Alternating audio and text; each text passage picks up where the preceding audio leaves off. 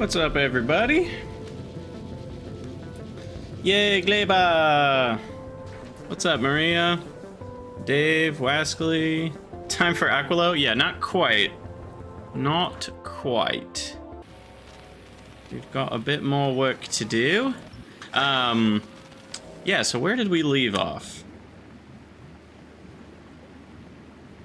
I have the rocket nearly done. I don't know about nearly done. We still need blue circuits and a lot more rocket fuel. But I guess we do have LDS going pretty well. And I think there's a small chance I do a complete redesign, because this is just a hot mess. And I don't know if it's going to be capable of actually getting me the amount of science we want. And yeah, we need the new ship. The Glebian Nightmare. Which I should pin.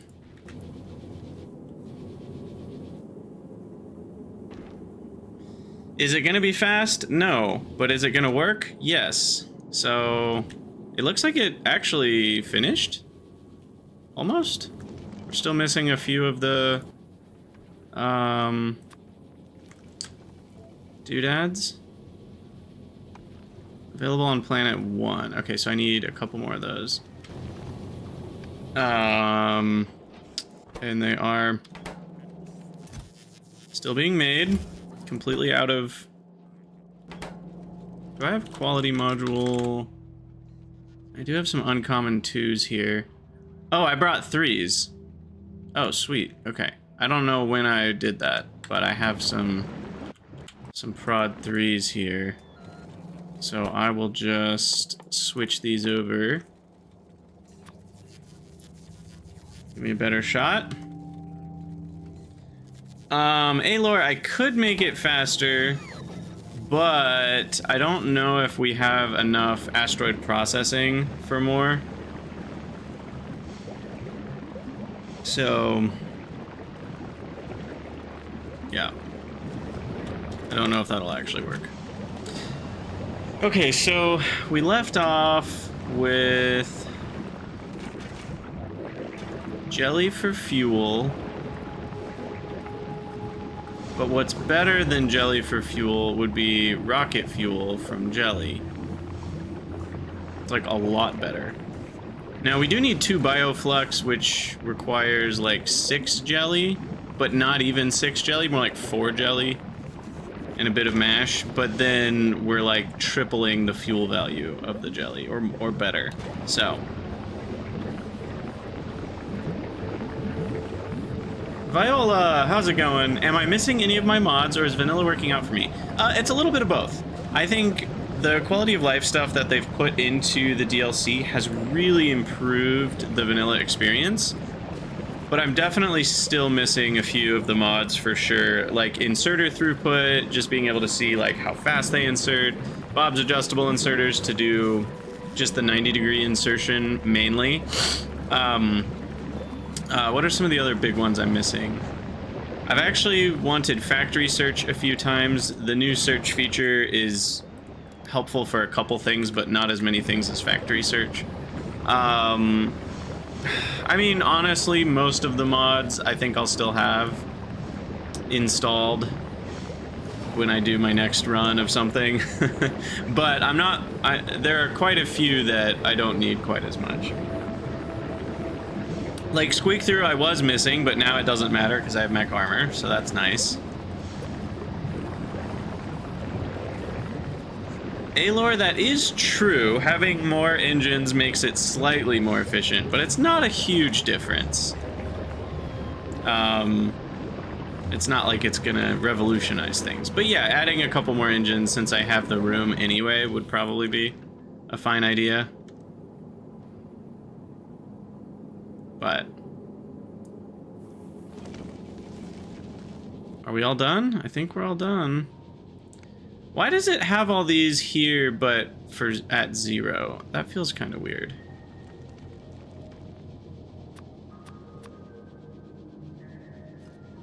I don't understand that.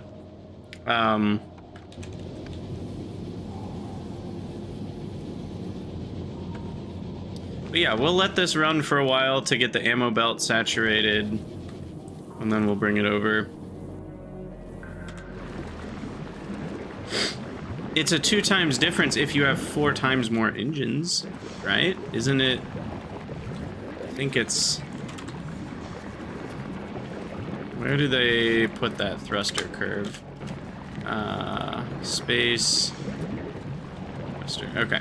So the performance, the efficiency is 50% when it's thrusting at 80% or more, and it's only 100% when it's thrusting at 12% or less.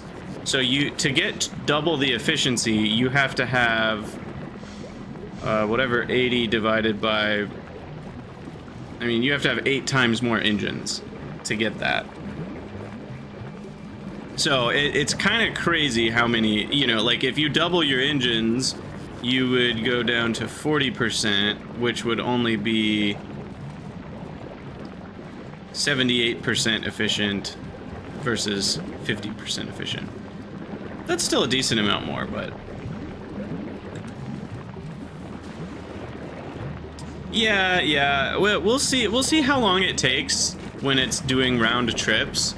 And then we can trim off the fat as we desire. What's up, Lodro? Yeah, Viola, I haven't played with the train system very much at all yet. I'm interested to work on that. Probably that will be more of a post-game thing for me, like post-victory. I think at this point I'm kind of excited to keep moving towards winning, so I don't think I'm going to do like a crazy mega base on Nauvis before Aquilo and victory. I might do a little bit, but I think I do want to try building a big train network base on Nauvis without, you know, without going to mods for a while and see how that works out. But we shall see. Okay, so what am I actually doing? Let me take stock for a moment. I'm probably going to want more biochambers. So let's do a thing where we say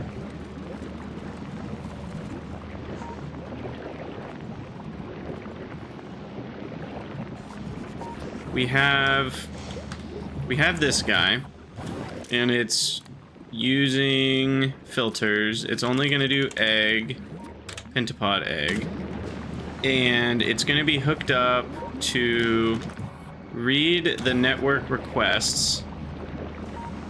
So only if pentapod eggs are being requested will we ever put something into a chest.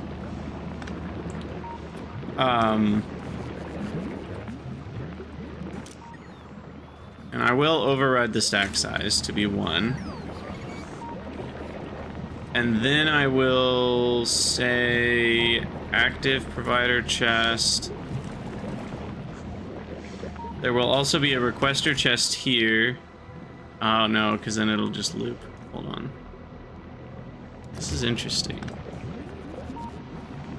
Maybe a filtered storage chest for eggs. So if any end up getting thrown back into the network, they end up here. Okay. Filter stack size. And then this is only active if the circuit condition says egg greater than 0. Okay, and then we can cut and paste it. So there's an example of me missing the picker dollies mod, but being able to cut and paste and the wire connection now stays. That's a quality of life thing that makes picker dollies feel slightly less necessary for that particular use case. So that's nice. Am I into city blocks or a more chaotic train system? I'm kind of halfway in between. Depends on the vibes. I've built some more boring city blocks before. I've built modular city blocks before. And then I've also just done, like, my Factorio 2 run, which was forever ago. I'm trying to even remember it. I didn't do any sort of blocks, but I still had a nice train system, like a 2-lane train system with, you know, blueprinted intersections and everything. But, like, I didn't measure out any of the distances, so I didn't have blocks. I just had areas where I would do different processing. And that's probably how I will do Pyanodons, is I'll have a main spine of a train kind of rail, and then I'll build things off of that. Also, can everyone notice how my mini-map is bobbing up and down with the mech armor? Look at the mini-map right now. I'm not moving, I'm not touching the controls, and it's bobbing up and down. That's really bad. That's so funny. Oh my gosh. Well, that's a feature or a bug, not sure which, but I'm gonna go with bug. Okay, so now we want this requester chest to read. Again, the fact that I cannot connect this to the logistics network to read from the network feels really weird to me. I made a forum thread about it because it's really annoying that you have to connect it to a wire. Where did the... What just happened? I just saw the lasers shoot, but I don't know why.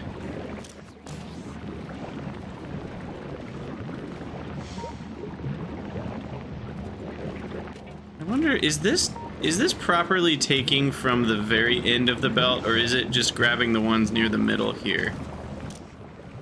Let me watch this for a minute. Because I'm concerned that it's not doing the right thing. Because sometimes inserters don't take from the far end.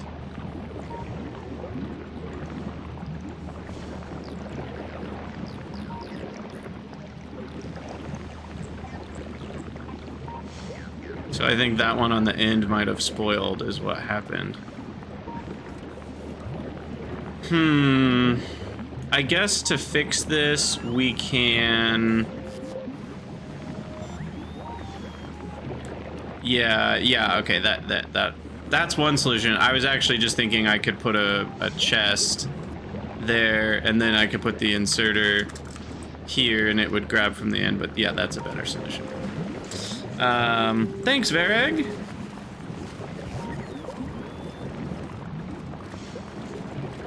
Okay, so anyway, back to this system. So we've got this guy, and we want to enable disable based on egg presence. No, sorry, biochamber presence. If we have less than 50, we want to enable the requests for pentapod eggs. We are just going to request one at a time. And then that will get fed into here.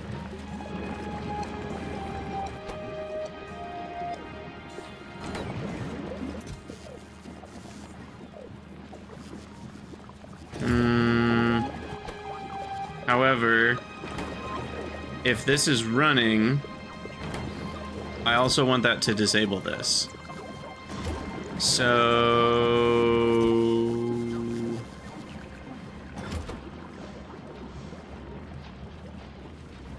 because we're gonna end up with too many eggs. Too many eggs in the basket. No, we won't, because this'll use up all the egg. We're okay. We're okay, because we're requesting the other stuff, so we should be fine. Because this will use up the eggs, and then... Yeah, we're fine. Okay, so that'll make biochambers. Let's do our spoilage, getter, ridder of her. I'm sure it's somewhere. And then this guy needs steel.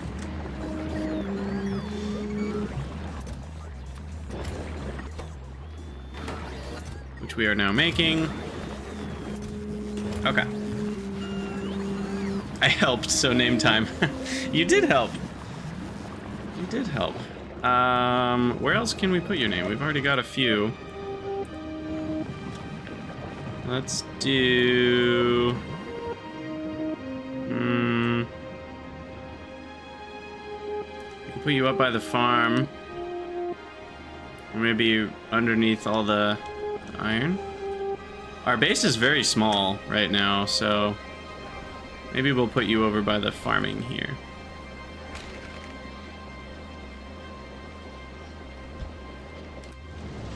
Yeah, the good old getter ridder of her. Exactly. You get it. You get it, Dave. Okay, so I don't really remember what's going on here. So that's set to 940. These are set to 900. Well, why would I do it that way? Why don't I set this to 900 and I set these to 940? So I'm not hearing an alarm unless I'm really out of stuff here.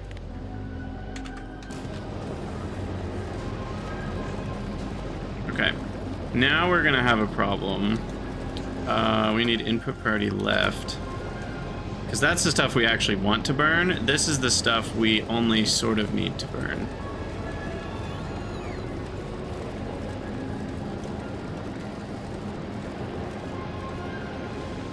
So we want to make sure we're always eating things from that belt.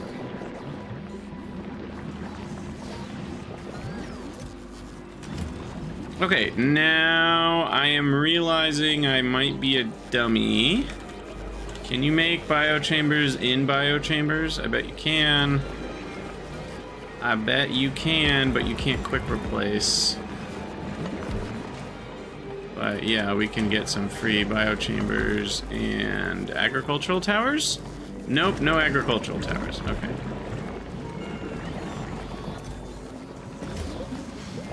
Give up on that. Also, this should only be allowed... this could use up all my eggs if I'm not careful.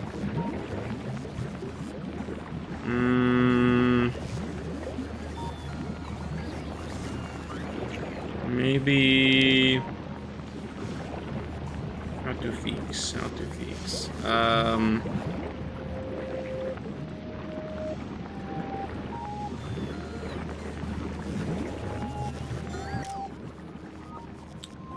What egg is greater than 0? And. I need an and here.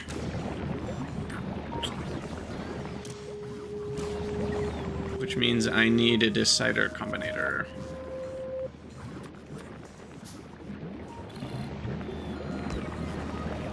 Okay, so we hook this up, and I'll read... Oh no, this is gonna have 2 of the same signal. This is weird. I want to read the eggs on the belt to be... Do I actually... Ah! Oops. That's bad. So, how do I do this? Because basically I want to see if eggs are on this belt and the eggs that are being requested in the network are greater than 0, but those are gonna... Those signals are gonna overlap. So I guess I can use a red and green wire. And that'll be okay, I think. I'm not well versed in circuitry. So we'll do a red wire there. Read belt contents hold.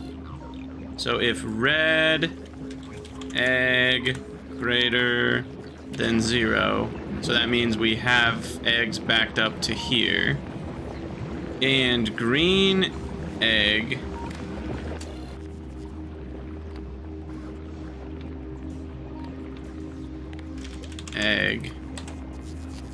is greater than 0, then output the go signal.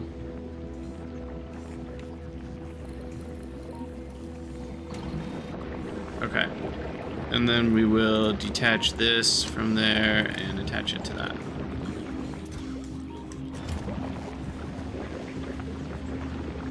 Yeah, okay. I'm gonna start recording now. Hello everyone, Krydax here, and welcome back to Gleba, the Factorio Space Age nightmare. I mean, beautiful dream. The dream of nutrients flowing along belts. So, I was working on this a little bit before the stream. I wanted to supply eggs to the network only when we need them, because they're needed for biochambers, and I wanted that to be fully automated. And so what I did is I set up a requester chest that's only enabled if we're lacking biochambers, which makes sense, and then it will request 1 egg, which is fine. Just 1 at a time. And I guess we will have an issue if we run out of these other ingredients. The eggs could end up spoiling into monsters. So maybe it's a good idea to have like a couple laser turrets here for just in case, but as long as we don't run out of metals, we should be okay. I guess I could set up an alarm for that if I really was worried about it, but I'll just trust. I'll trust in lasers. In lasers we trust. So that's that part of the system. And then obviously once we have enough biochambers, this will stop requesting them. This will make a couple more and we'll be good to go. So that's set up to work. Although, why is it not working right now? I have no idea. Anyway, and then this guy is supposed to be working and it's not, so we'll figure out why it's not working. So this is reading the, we have to read 2 separate egg signals, because what I don't want to do is use up my last egg making biochambers. And I also can't set this up so that this is further down the line, because then those eggs are always going to spoil. I probably should have set up a loop here. How did that happen? Heck. I don't know what that was about. But in any case, we had a dissenter. So this is separate. We're using separate colors, because if we use the same color, they would add together and we'd have a problem. So we're reading from the Robo network requests to see if the request for eggs is greater than 0. And separately, I'm reading on this second belt, because if eggs are backed up to here, that means we have enough that I can grab one, right? And this is set to stack size of 1. So the reason this isn't working is because it needs to be the green signal. And now it'll put 1 in there at a time. So there you go.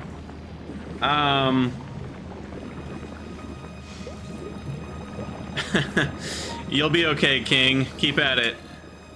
So yeah, this should work. Now, what I don't know is why did we just see an egg spoil? What was going on there?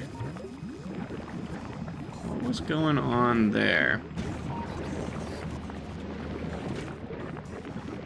That was odd. Was it one in my inventory? I don't think so, because these 4 have been here for a while. It might have been...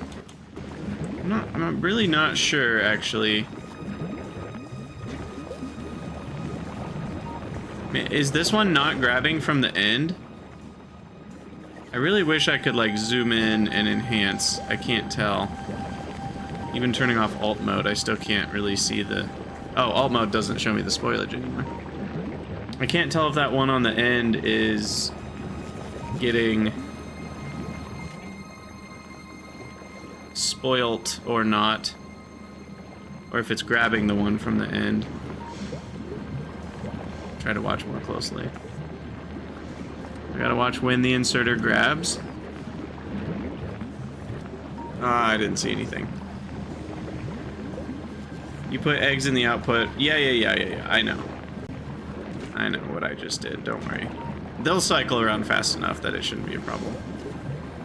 I'm just not sure if that one on the end is spoiling. I think it's grabbing the one from the end. So how did we just see one spoil? That's what I'm uncertain of.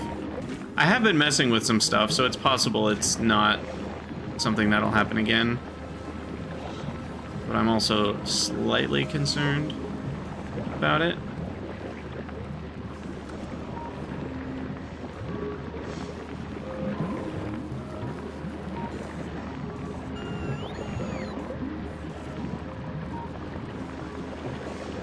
I really wish there was a way to tell which one it's grabbing.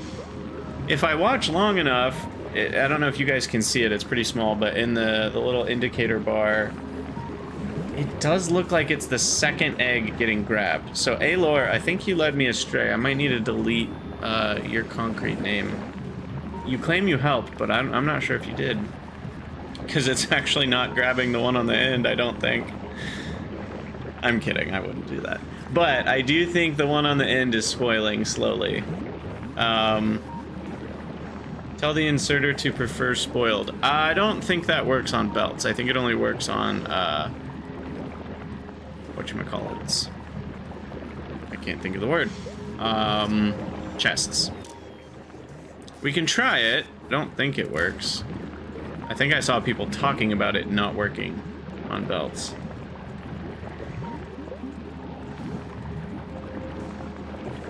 Yeah. So I think that one on the top is spoiling. So that means we have to switch this over to being a chest with some eggs.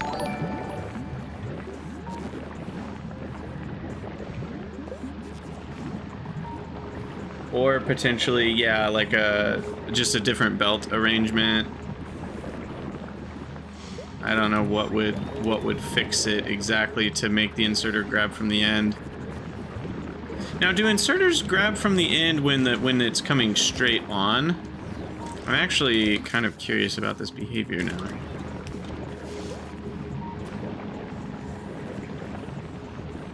No, they don't.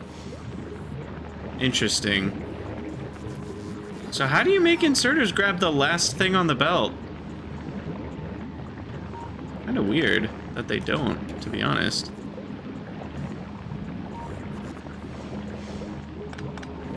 Wonder if there's a way to do it when the belt is saturated.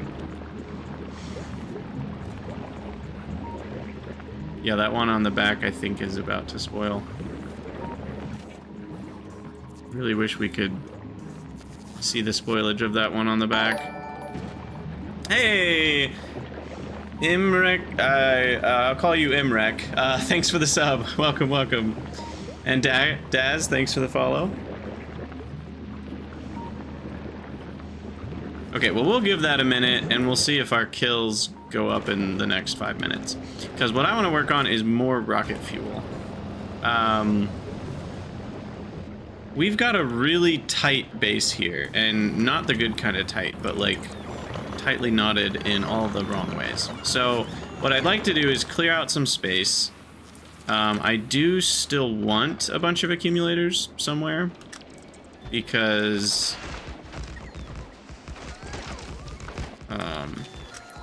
reasons like lasers.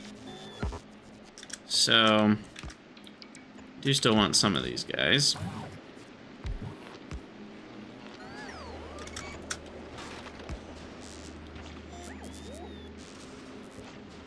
And apparently I just don't have accumulators.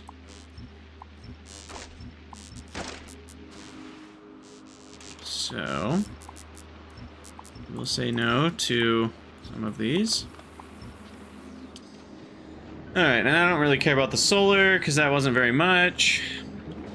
And so, what are we doing here? Well, we need blue circuits for the rocket. We need rocket fuel for the rocket. Iron and copper are flowing. I don't want to touch that. That's all working.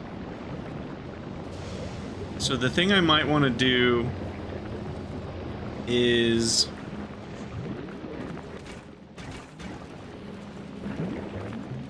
and bioflux is flowing pretty well too, which is nice. I might want to move the power out of the way, and then I can use this area for some rocket fuel production. So maybe that's what we do. So maybe I have a set of heating towers designed for trashing, and then I have a set of heating towers that use rocket fuel for heating. So that means I need more heating towers. I probably should automate these now that I have the ability to do that. Let's keep adding to our bot mall over here.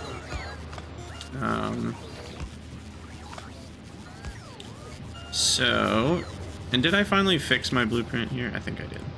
Oh yeah, so I changed this to now, okay. I don't know if you guys have seen the video that I put out, but I put out a video talking about parameterization of this blueprint, and this way I also mentioned you can set the number of stacks, but the way that you have to do that is you have to request another thing in the requester chest. You could also do a constant combinator, but the problem is that you have to parameterize it to be able to make it a variable number. You can't just have the variable number with the thing itself not being a parameter, which feels weird. But I think that's because it's parameter 7. If I set it to something like Spidertron remotes, it might actually work. I don't know. Caledorn, how's it going? For those who don't know, Caladorn is an awesome streamer. They've been playing a lot of Satisfactory recently. And you need my help with what? What could I possibly help you with? So I need heat pipes.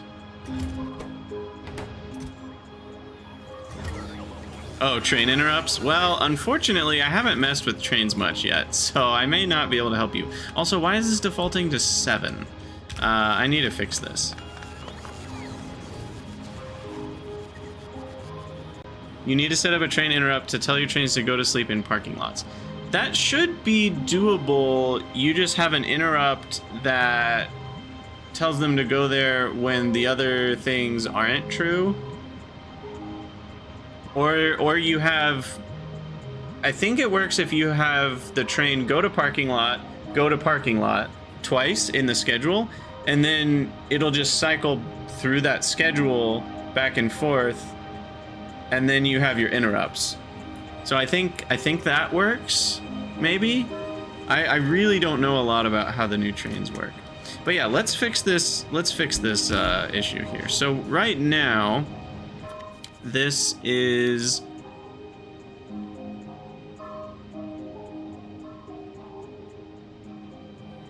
well, it should only be allowed to drive to unload if the interrupt was true. So I think that is fine. But yeah, there's no way. The problem here is that all of these items could be potentially requested in a network, so I could do something like a deconstruction planner, and then I think if I set that there, then the 7 can be a parameter, but I don't want it to be 7 by default. I want it to be 1 by default, and then we can go higher number of stacks if we want. Yeah, Caladorn, that's really weird. Unfortunately, I really haven't played with the interrupts much, so other than what I just said, I don't know even exactly how they work, let alone what the problem is for your particular thing. So what I want to do here... Oh, yeah, we want to change this to 1.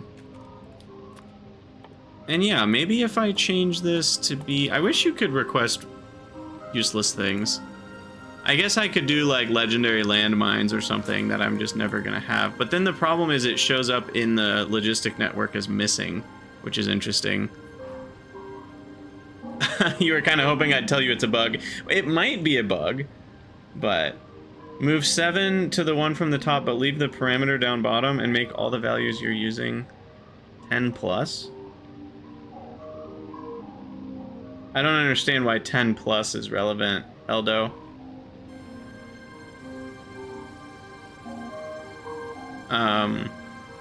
As long as they're different numbers, the actual number shouldn't matter. But yeah, let me use something like a deconstruction planner.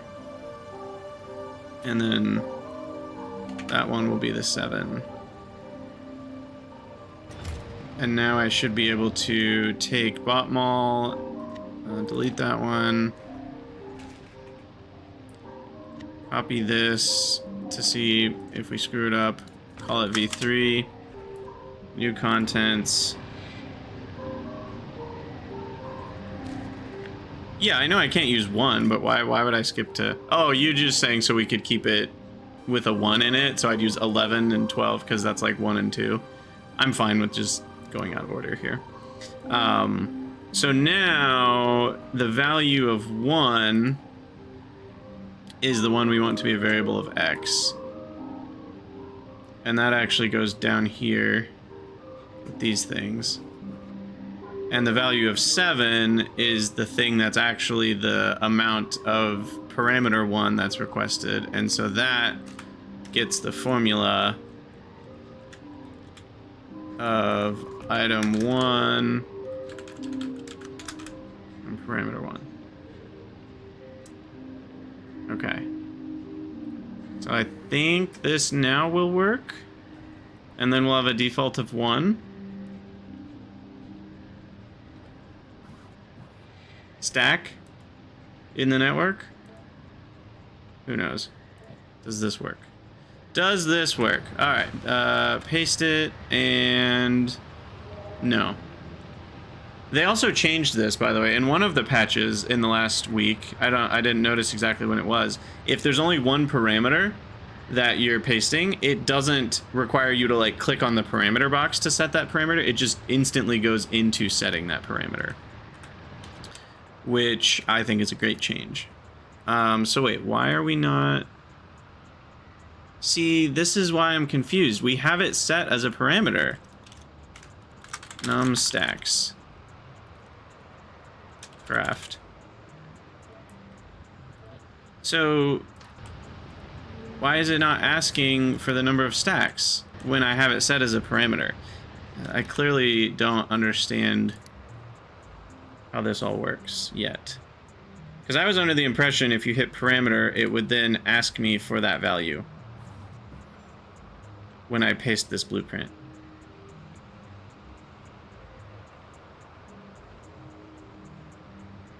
But it's not. And that's what's confusing me. Is I shouldn't have to parameterize the thing the value is attached to for the value itself to be a parameter, right? Like if I let's just come up with a crazy example. So, or not crazy example, just a simple example is what I mean to say. So let's just say we were requesting one cargo landing pad, and I wanted this to be parameterized such that I can change the number 1 to something, to anything I want it to be. Couldn't I just do that? Yeah, and now it's letting me just set the number. So is it because I turned it into a variable, you can't have a parameter variable? In this case? Like, I'm confused on what... If I put that to be X, now will it not ask me? No, it still asks me. So what's different about this basic mall blueprint? It should be asking me about what value I want to put here. Is it because there's a formula that is grayed out? That probably wouldn't matter. Shouldn't matter. Is it because this is below it? Does that need to be above it? I don't know. Let's try that. I think that was it. Okay, well that's screwy, but now we're happy. Okay, so now we can change the number of stacks. And the only thing this will do negatively for the base is it will have deconstruction planners requested all over the place. But that should be fine. That's not generally an item you have a lot of in your network. So anyway, if you want to understand more about what I just did, go watch my video on the parameterization. I forget what I named the video. Something like the best basic parameterized bot mall or something. Best. Oh no, that's not the right blueprint. I probably shouldn't have used the word best, but you know, you got to be a little clickbaity when you're a content creator, right? You gotta go a little bit into that. Okay, so 1 stack of heating pipes is fine. What else do you need? Boilers. So we'll do 1 stack of boilers. We'll do boilers require pipes and stone furnaces, so I need stone furnaces. 1 stack of those. Can I do half a stack? I'm gonna, just for fun, see if I can do half a stack. 0.5. I think it said 0.5, not 0.5. Yeah. So there's no decimals there. Oh, I'll just go to 20 here. Alright, so that'll keep things busy, and now my network is going to have... Oh, interesting. It doesn't show up as a valid signal. Even though I'm requesting deconstruction planners, they're not showing up as negatives here. I thought they would. That's actually really cool. So this is a legit workaround then. To get a free variable from a requester chest is use deconstruction planners. I was worried that it would be requesting a ton of deconstruction planners and stuff. But it's not. So that's great. Did I forget something in my bot mall? Well, I'm not providing stone, so let's fix that. And then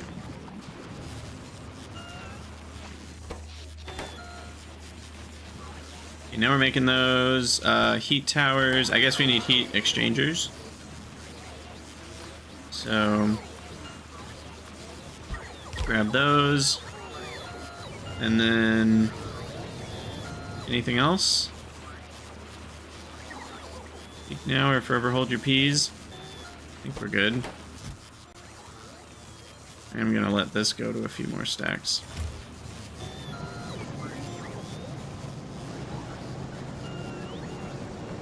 Okay, cool. So now what I'm gonna do...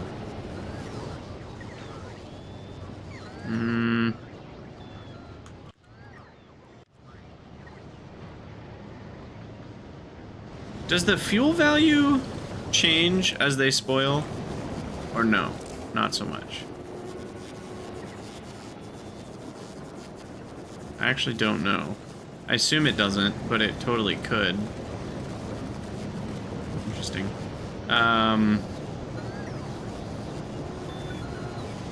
And I think what I'm gonna do is come over here for power. So, Aelor, we're gonna move you to maybe. Oh my gosh, the base is too small. You're everywhere. He's everywhere. All right.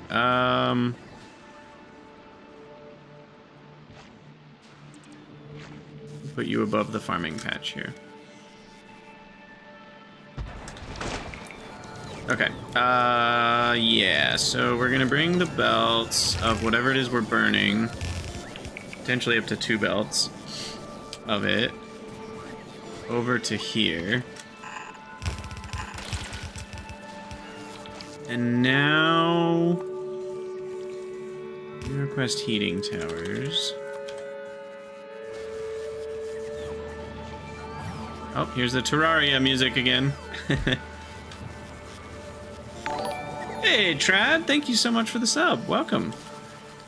Welcome, welcome. Alright, I'm gonna fill in this part. Wait, what is... Oh, copper ore? Really?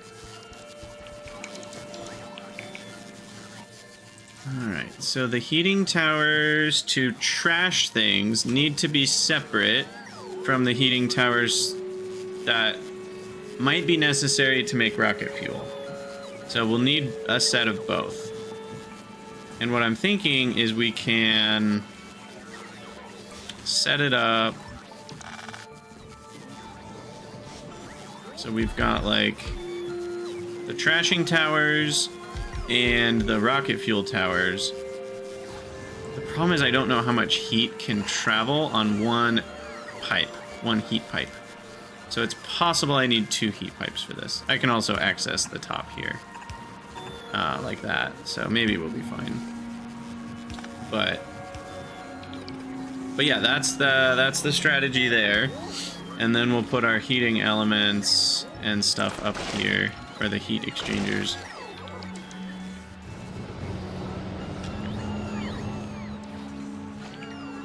And I'll leave some space for more than 4 towers for the future. But yeah, it's possible... Oops, there's a weird space there. It's possible I need to do a double row of heat pipes rather than a single for this. I don't know what the limits are.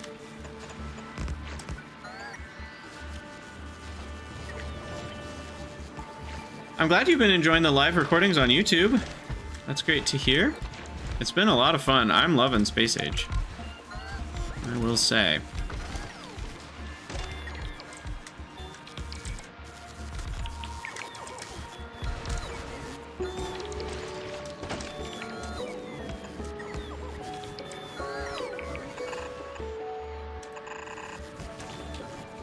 Alright, and then the water.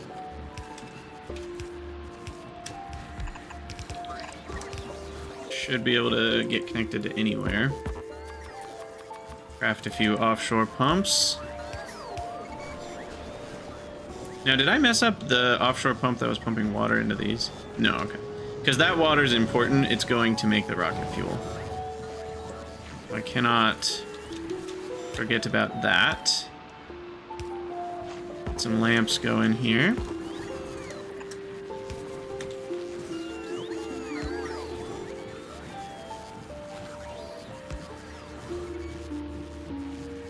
Alright, and now we're waiting on heat pipes, which... we're having a bit of a copper problem? Tell me more.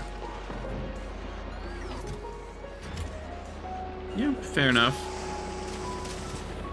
We're just not getting enough copper. Okay. Could set up another one of these. Maybe I will.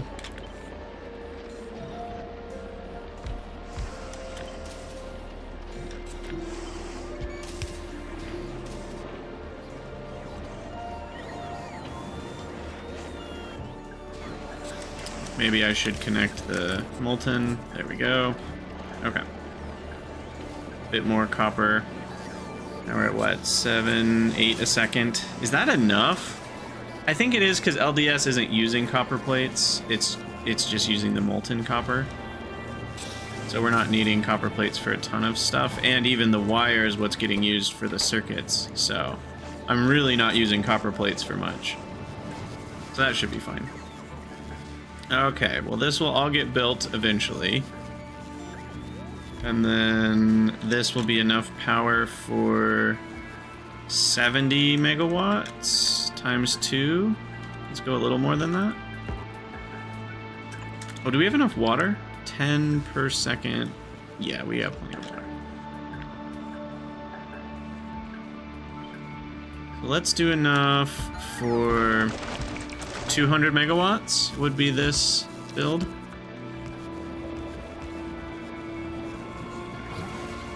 $1.21 gigawatts.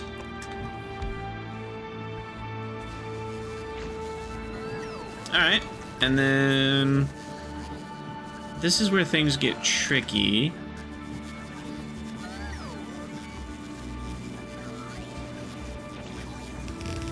Tricky.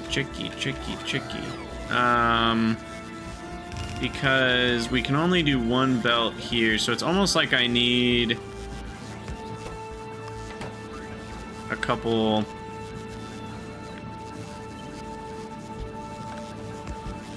like re-merges into... what is that? No thank you, I would like to landfill. Yeah, to support 2 belts of actually deleting stuff, it needs to probably look something like that. What's up, Derpamoo? Welcome, welcome. For those wondering about Krydax's wonderful mods, such as brighter lamps and the custom production UI fixed, which I didn't make custom production UI, but what it does is it makes these wider. So for things like Pyanodons, that's kind of nice because there's just the crafting menus. Right now it's only what, 10 blocks wide? I think it makes it like 16 or 18 or something.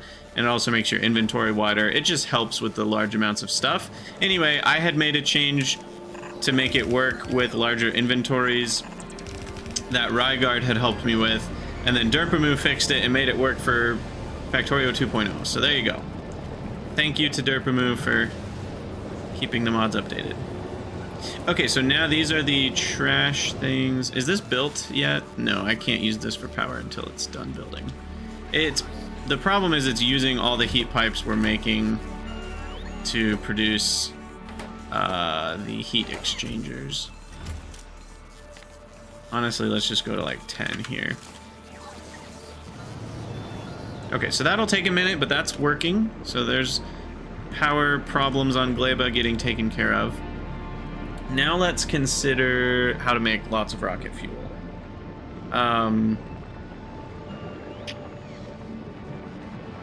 I like the idea of...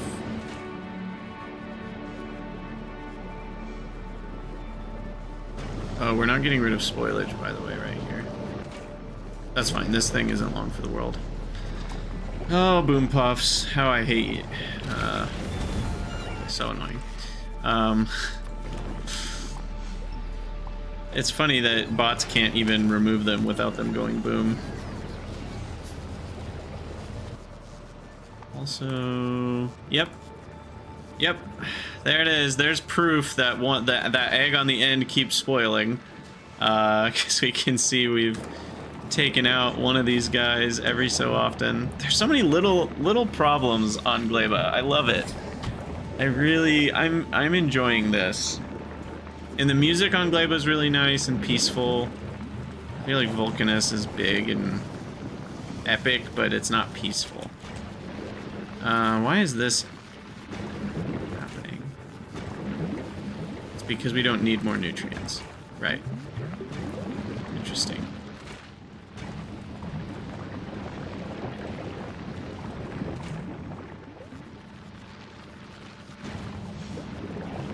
Okay, well, anywho, what was I gonna do? So we're gonna set up some rocket fuel production. I don't know if 4 is enough, but we'll start there. We'll make it extendable. That's the wrong kind of rocket fuel. There it is. The rocket fuel from Jelly. And given how much we're going to need stuff connected, and I probably want to use beacons, I'm just going to use the old trick. We'll connect the water out there, so I don't have to worry about that. Any chance there's water nearby? Where's my offshore?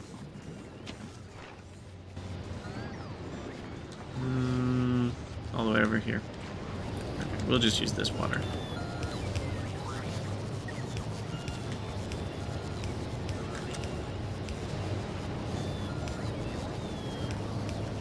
Okay, so there's water connected. You think Fulgora is your favorite music? Fulgora was pretty cool. Also, I know I had talked about this earlier. I don't know if I've even noticed the new music. You know, the robot DJ music. I don't think I've really even noticed it at all. So, whatever they've done with it is very non-intrusive.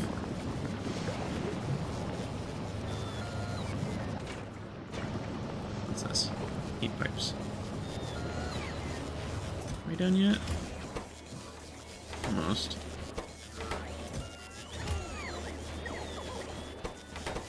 Wait, where are all the heat pipes going? Because they're not going to... And these don't have heat pipes as an ingredient. Why did I think they did? Oh, those do. Those do. Got it. Got it. Got it. Okay.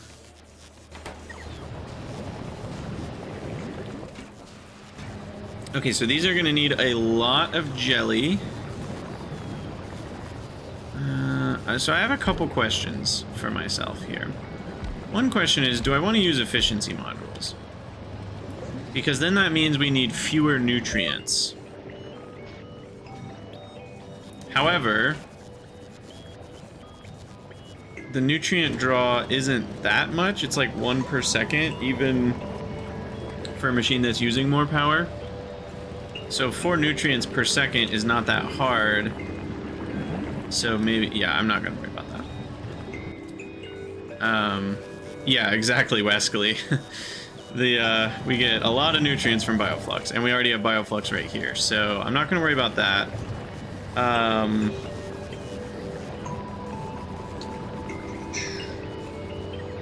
So how about we try prods and speeds? Is that gonna be too intense, or will that work? That's pretty intense. We're talking 12 megawatts, maybe 13. And what are nutrients? I keep forgetting. 500 kilojoules? No, 2 megajoules. So that's only 6 per second. So that's fine.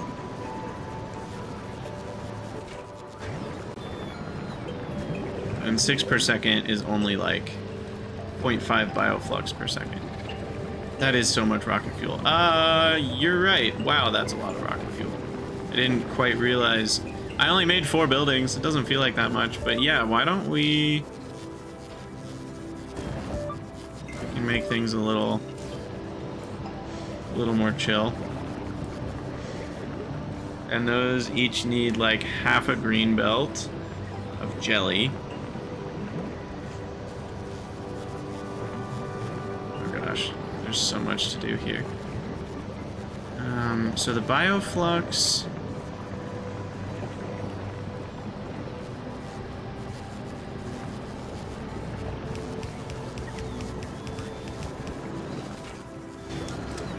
Maybe the bioflux and the nutrients come in on this belt? Bioflux one side, nutrients other. Okay. And then the jelly comes in on this belt and this belt. What's going on over here? Biter's getting a little bitey.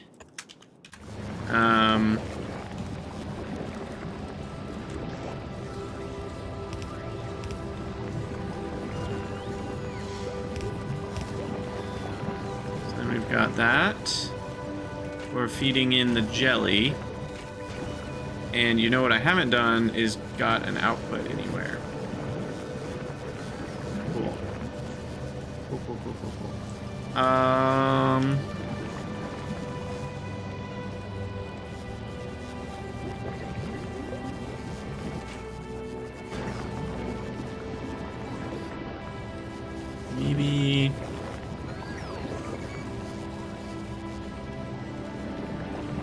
Maybe I have an idea.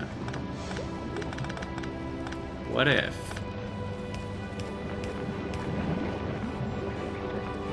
And then we have room for a provider chest.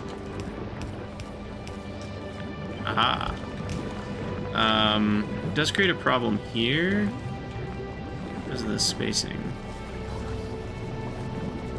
I actually need a space of 1 here. No, even a space of 1 doesn't do it. Yeah, I don't like that.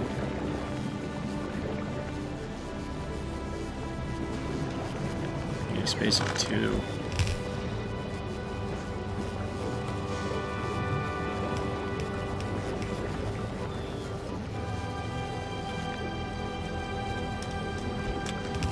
But it works.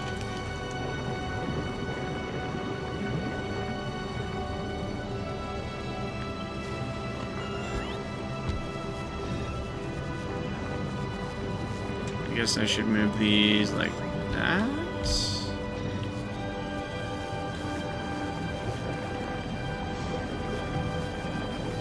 Those both affect 3. That affects 2, and that affects 2. That makes them balanced. I think. Not quite, but close enough. Close enough. Alright, so then jelly. We need what? Like 4? No, 2? Guys, I can't do math. Why did I think I needed 2 green belts for this? I mean, technically I do if I was going at full time, but these basically only need 60. Not. For some reason I was thinking half of a green belt, but really it's half of a lane of a green belt that each of these need. Oh my goodness. You know, sometimes I wonder about myself. Alright, back to the original plan. So there's that, and then these are basically enough, so I can just utilize this. And it's going to be fuel, though. So maybe I have a radar representing heat of the heating system, which is still taking 5 ever. Make these heat pipes.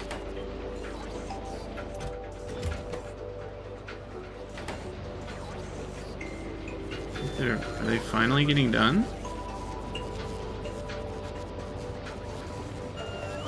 No, we're still putting 30 heat pipes in here first. Okay. Got it. Anyway, so yeah, we're gonna read the heat to the network. And I probably should read the heat closer to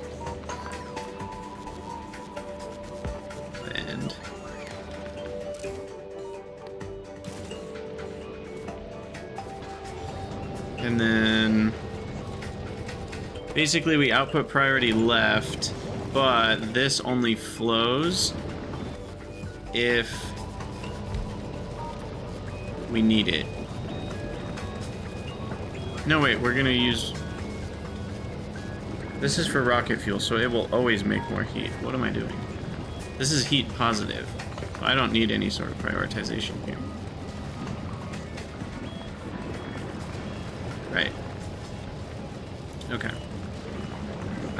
What about bioflux per second? That could be oh, that is problematic. Uh-oh. Uh-oh. Uh-oh, what's happening? What's happened to biomash? Seeds. Seeds backed up. Oh, no, no, no, no, no. That's bad. That's bad. Ooh, that's real bad. Uh-oh. Oh, God. Oh, God. Panic. Panic. Panic. Nutrients. You run again. Oh, jeez. Okay, that... We haven't totally lost everything yet. Yeah, I even considered it a while back, and I was like, oh, I don't have to worry about that yet, and then I forgot to deal with it. So, we need some sort of...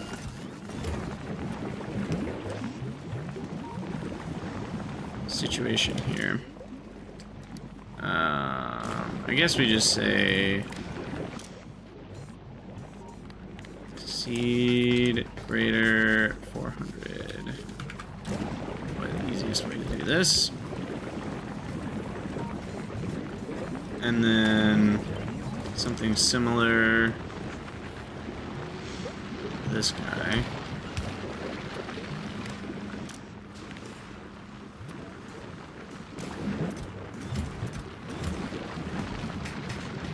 Okay. Cool. Everything's running again. Beautiful.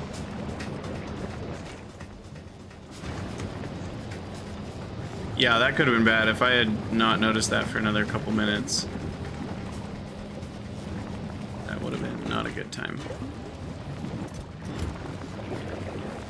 And at some point I need to worry about trashing the seeds. I guess we can just do that in a random heating tower somewhere.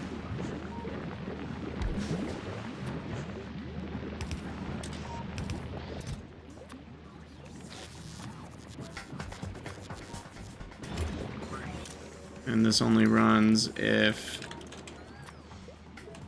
seeds are greater than, I don't know, 500.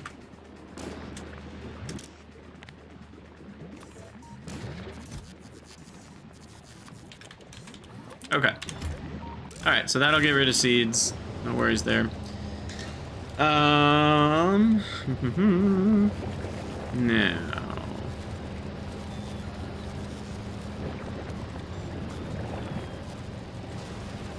This is gonna be jelly, but it's gonna spoil whenever we're not making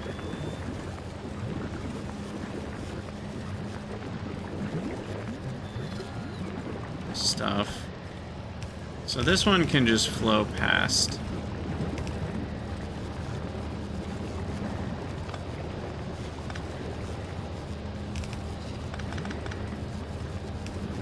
And just go to the burners after.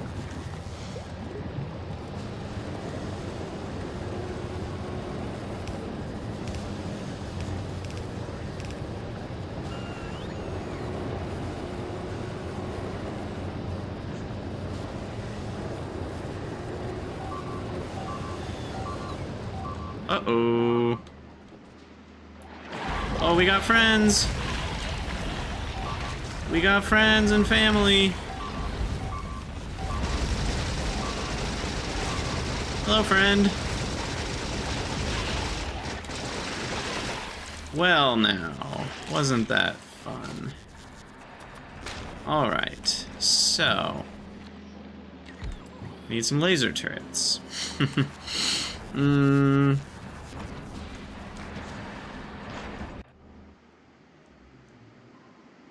Oh, they expanded. I see the problem.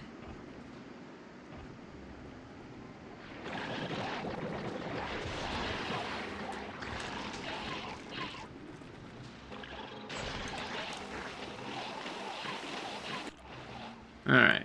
So that I was gonna say, I was like, I thought we were pretty far away from getting attacked. Oh, geez.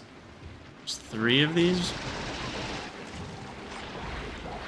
I need some more laser,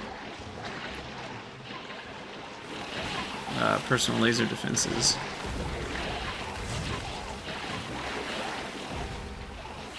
The good news is I'm very fast. I don't really have to fear anything.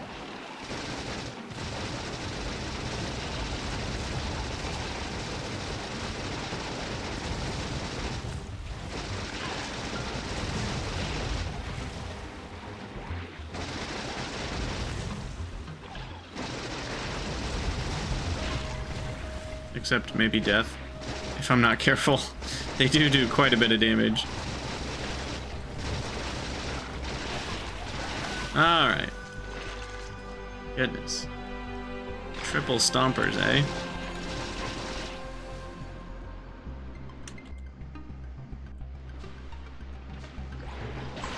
Okay, I'll get rid of you guys while I'm here.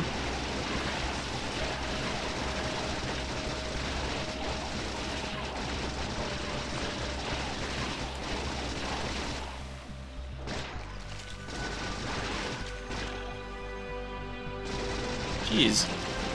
Like all the bases right in one area.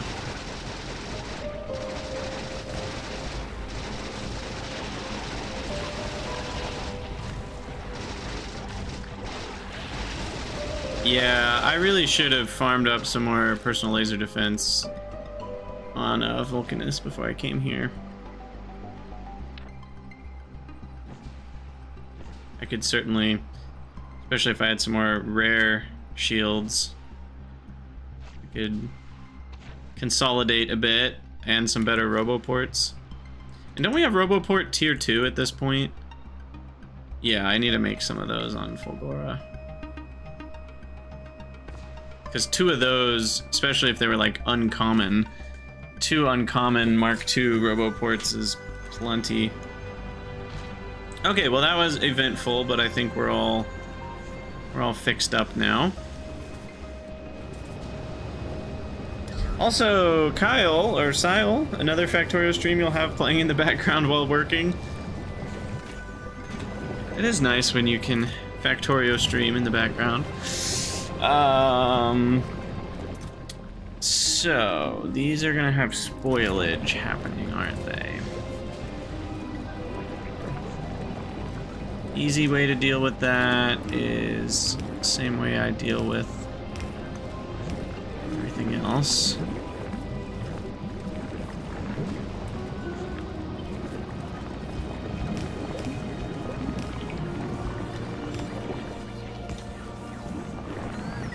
Okay. So now we just need the bioflux and the nutrients. Perfect.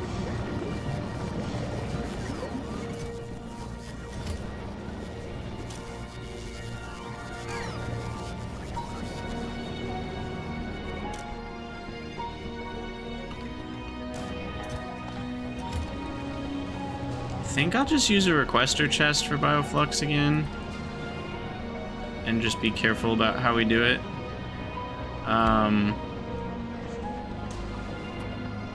Let's see if we do bioflux. Wow, I have a lot of eggs in my inventory. Let's not let all that spoil.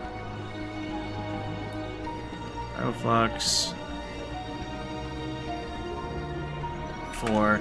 The thing I'm worried about though here is that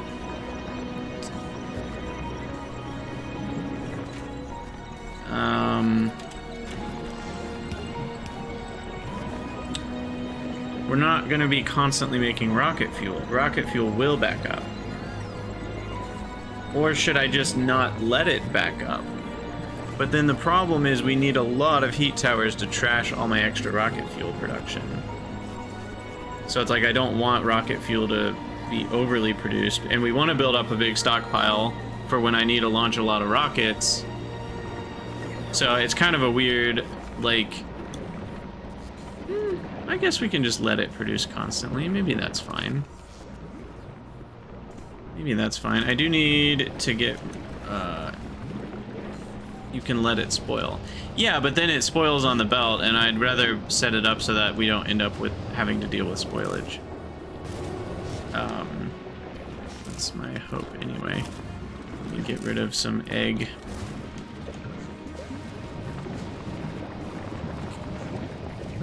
Let's see. Okay, so I need some nutrients.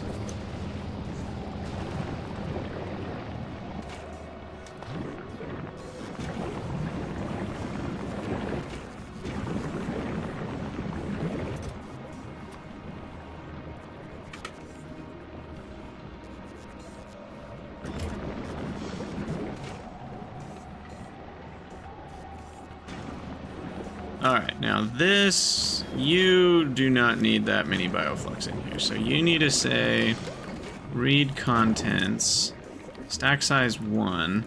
You only work if there's less than, what is it, 5 bioflux for the recipe?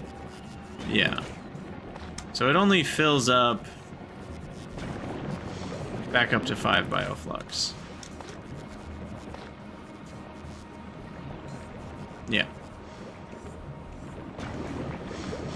So then we're not just storing a ton of extra bioflux in there. And then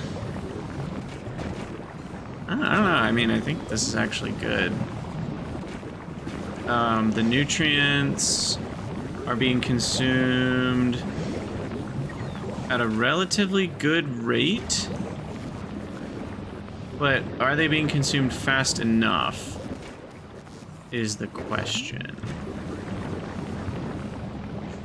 Well, and unfortunately the jelly nut, the great jelly nut attack of 2024, I think caused some issues here.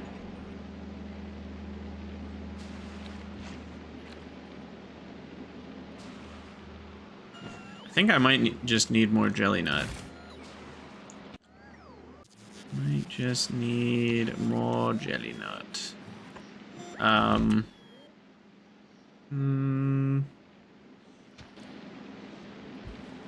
Need that jelly nut soil. Yeah, I probably should account for spoilage on the nutrient side, because nutrients do spoil fast. So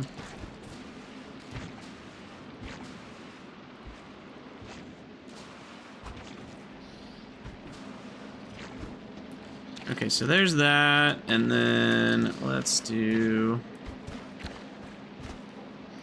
landfill to here.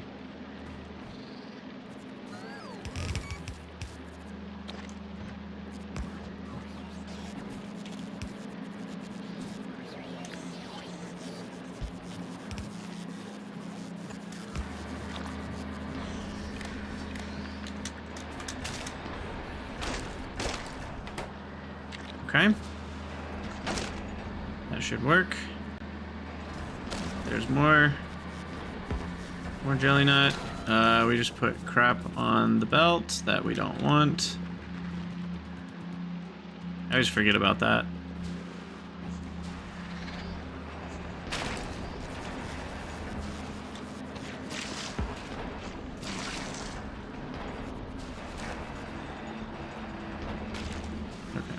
I don't know if we screwed up the belt or not. Yeah, some spoilage on the end of that. And then this one.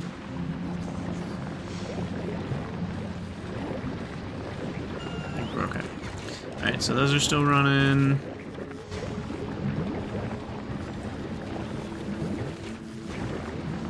And then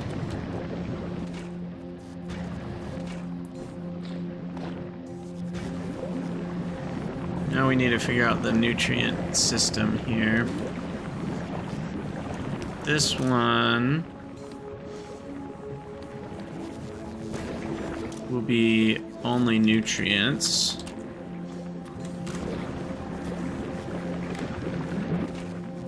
And we're reading the contents. So the problem is it reads the same contents from the like input side of things as the output. So it's really hard to like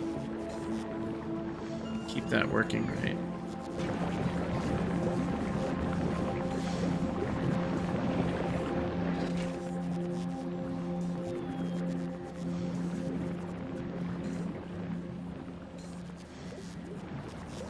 Maybe we should let these nutrients mostly get emptied out first.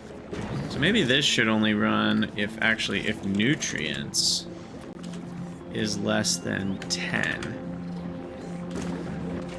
So we'll wait until we've emptied out the nutrients.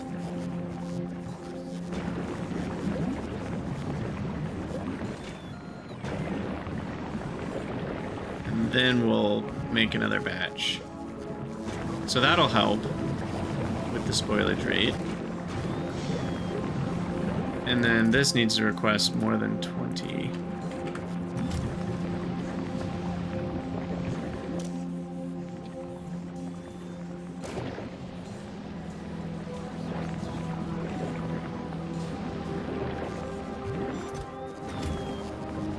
Okay.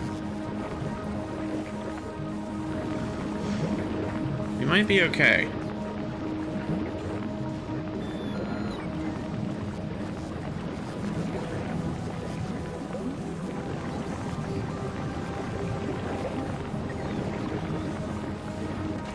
Yeah, I probably should just be using bots for more stuff, but... And then we're gonna end up with spoilage. Probably from the one on the end here not running. Now, those nutrients might spoil eventually, but that should be fine.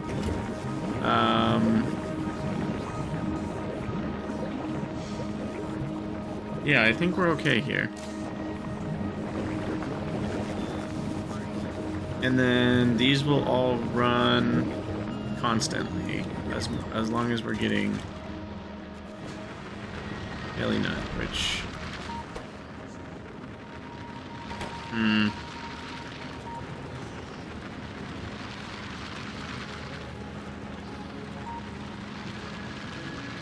I think we need some sort of supply here, rather than measuring the belts. Because then there's such a lag time. We might actually need a chest here. Like a buffer chest.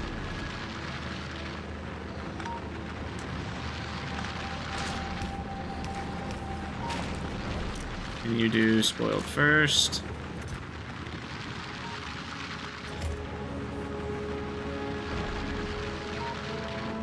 And then we read.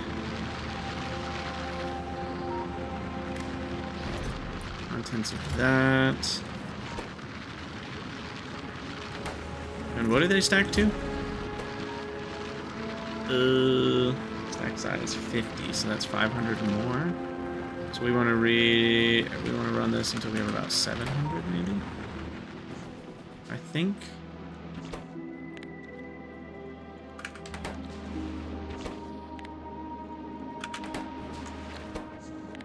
I don't know if this will do what we want, but we'll find out.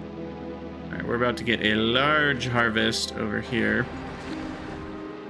Oh my gosh, we're already an hour into this video. Gleba is consuming me. Gleba is consuming me.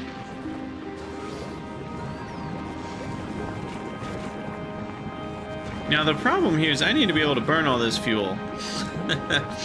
This is like 400 megawatts of freaking fuel that we're gonna need to be able to consume. Maybe I just need recyclers. Oh, now here's a question. If you jam rocket fuel into a recycler, what happens? Is it going to give me back iron plates? Oh, we could get solid fuel on Gleba with a very backwards process here. That's funny.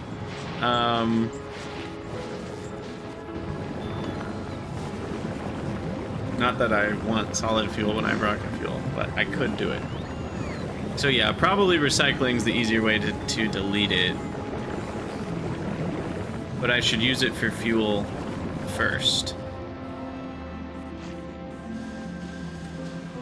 This is so confusing.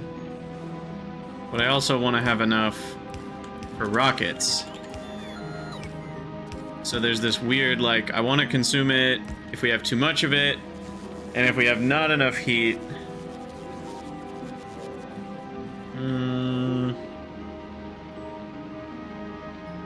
How do we do this? So in the interest of keeping rocket fuel flowing, we want to delete rocket fuel when we have more than 2,000, I think. Probably a good number. And that gives me enough for quite a few rockets, you know, to like use up that stockpile. Now, the problem is, what if we need the rocket fuel for heat? Then we don't want to use rocket fuel for rockets, we want to use rocket fuel for power. So like we need like a weird priority system of like if power is low, or if heat is getting low, the only place that rocket fuel should go is to power. Then if we have too much rocket fuel should go to power.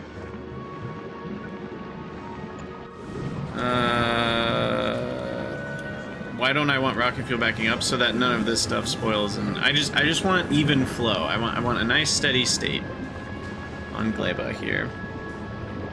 We lost a turret? Oh no. Ah! That was good timing. I still haven't fixed this problem, by the way, but whatever. We can rack up the kills here on Gleba. Okay, so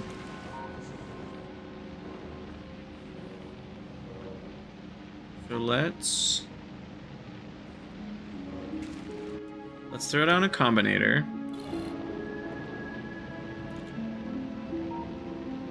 And we're gonna do some combinating. So the inserters will enable if the green signal is set to go. You're gonna output the green signal if temperature is low. We will call that less than 800. We also could output the green signal if rocket fuel, I guess I can do or here, or rocket fuel, but we're gonna need to read the contents of the logistics network here.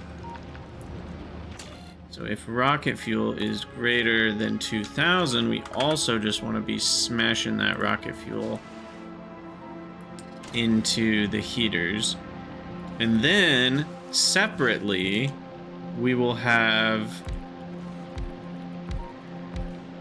some recycling. Oh, what am I doing? What are we doing? And then this runs if rocket fuel is enable if rocket fuel is greater than 2,500. Then we'll just straight up trash it. I don't know if that's fast enough trashing. These might need speed modules. There we go. That's plenty.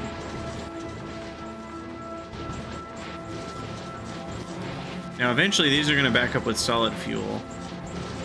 So do I need to double chain these? I think I need to double chain these. Like this.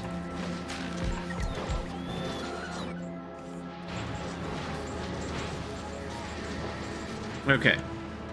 And then these need to have a rocket fuel request for, let's say 100, keep it simple. All right.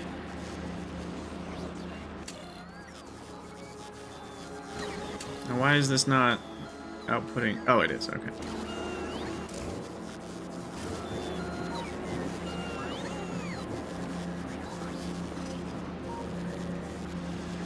I mean, look, Gleba is silly. What can I say? The whole thing is silly. Like you're gonna waste something one way or another, and it doesn't cost me anything to run things at steady state. It's kind of like Satisfactory, right? The resources are infinite, so there's no reason, if you don't need the resources for something else, there's no reason to not just throw them into the awesome sink, right? And so I'm not worried about pollution. We'll make laser turret walls or something eventually. Are laser turrets, or do I need rocket turret? I don't know. We'll figure it out. I don't love the enemies on Gleba, to be honest. I mean, you guys know me. I'm not the biggest fan of fighters in the first place. But the enemies on Gleba having expansion, I feel like, is kind of annoying. Because then it's like, well, now you really gotta do the protect all your stuff game. Yeah, the lightning gun does seem pretty cool. Okay, so this is heating up.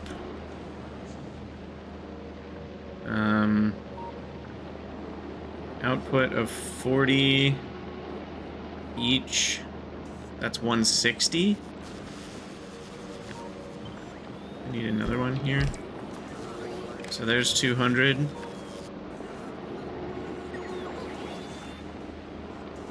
Artillery. Yeah, artillery is the solution. And upgraded radars, I guess.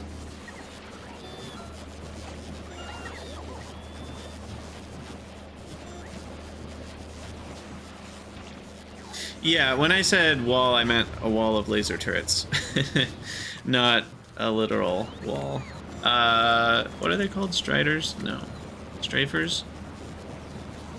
I just want to see what their... Okay, their range is 22.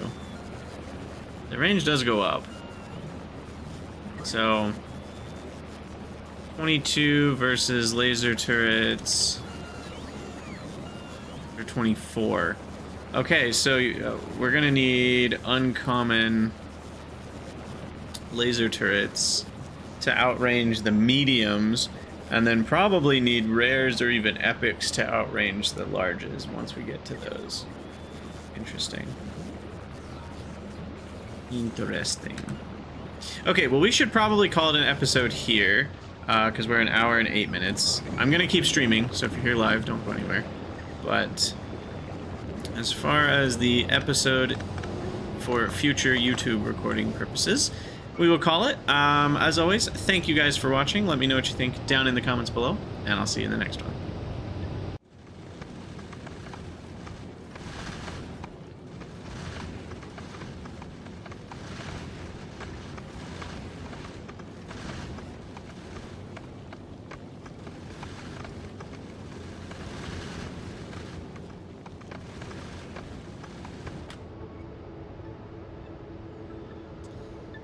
Hey, Bigo, I'm not going anywhere. I'm still streaming. That's just the section that's recorded for the episodic YouTube release.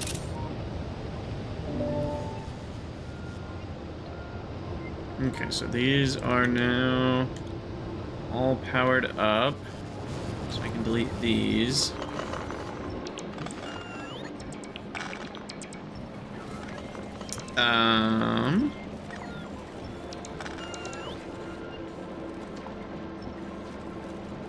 Now, what am I doing with all these belts?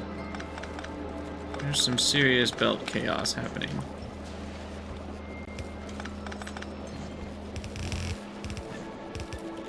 Let's just improve that a little bit. This doesn't need a run anymore. So we've got rocket fuel solved.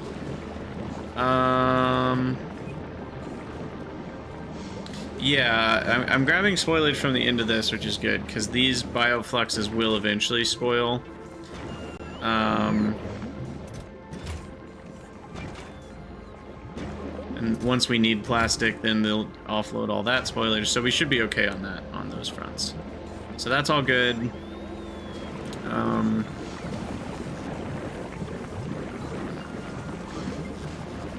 Yeah. Yeah, it's funny, I'm very inconsistent, because I did plastic this way, but I did rocket fuel not that way, you know? Who knows? Who knows what I'm doing? I certainly don't. I certainly do not. Okay, so then... This is still burning rocket fuel because we have too much of it, so... We've got plenty of power. And then these are just here to trash stuff, but... Add in the heat in case I need it, I guess. Alright, well... That's all fine and dandy. We're getting stuff done. We're getting stuff done. Okay, let's fix this biter egg problem. So... Chest... Thing... Measure with red wire, which I just tried to find in my inventory. Couldn't find it, by the way.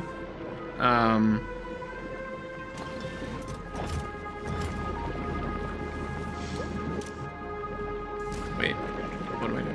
No. Not the inserter. Connect to chest. And then this inserter runs if eggs are less than 10, maybe 5. Now, we're just gonna keep running into the same problem. Because it's gonna grab the second egg on the belt. This is actually kind of hilariously annoying.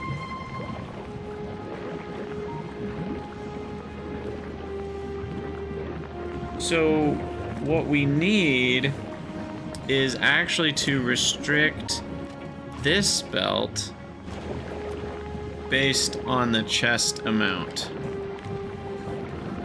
So we'll let the inserter grab everything. And this only runs if egg is less than 20.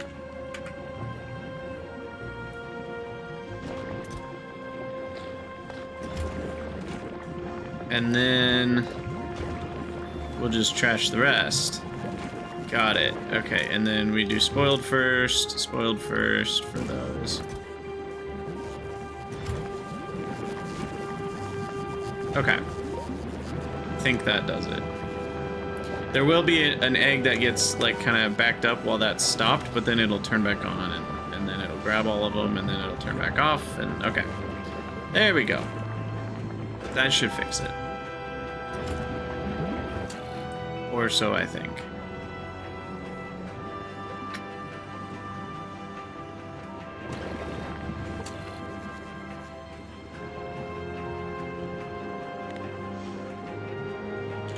And then we won't take any of the last 4 eggs. So we need to have at least 4 eggs in the chest, and we need to be requesting eggs in the network for this inserter to run.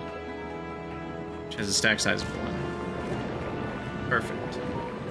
Perfect. I feel like a mad scientist on Gleba.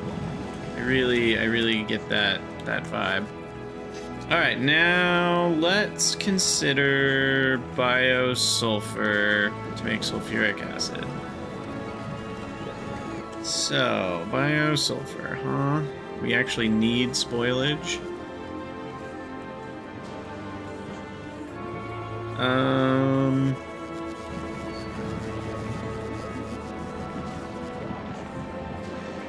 Oh, crap.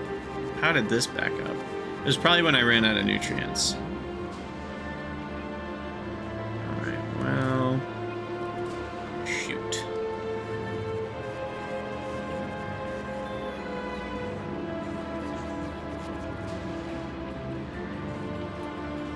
Okay, well, I'm tired of having to start this back up manually, so let's at least take spoilage off the end of the belts manually.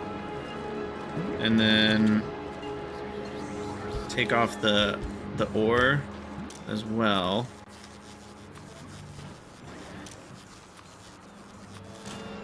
So that at least fixes that part, and then we just need to get going again with the Yumako mash to make some copper, bacteria, and then jelly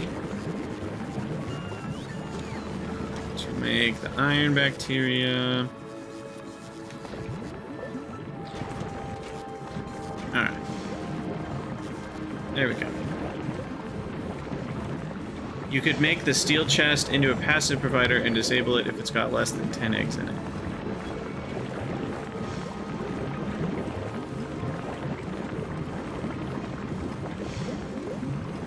But then the eggs are going to spoil in there if they're not needed. Oh, you're saying just make this the provider chest itself, and it won't even provide the eggs to the network if it has... I see what you're saying. Yes, yes, yes. That would work as well. Now, what I'm not sure of is if it's enabled and it has 11 eggs and a robot comes, will the robot pick up 4 eggs? It probably will, which would still be fine because that's why you set it to 10, but just worth noting that that could matter. Now, what is going on here? That's problematic.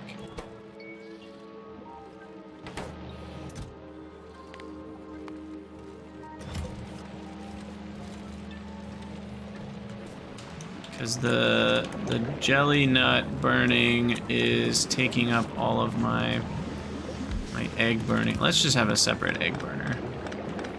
Can't take no risks with egg burning.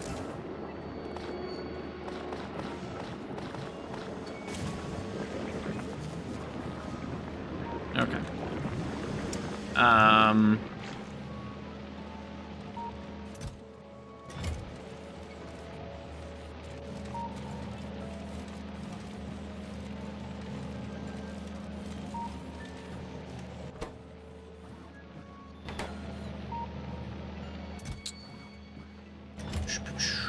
Alright, so 700 I think is fine. I just needed a little bit more space in the chest. Because there's just such a lag time because I'm not reading what's on this belt either. Maybe I should read what's on this belt. I was doing that before, and that didn't seem to be getting me the results I wanted, but now this isn't getting me the results I wanted either, so I don't really know what I'm doing. But yeah, this just ends up burning a bunch. Because this isn't fast enough is part of the problem. Let's do 2 inserters. And then maybe I will read this belt too.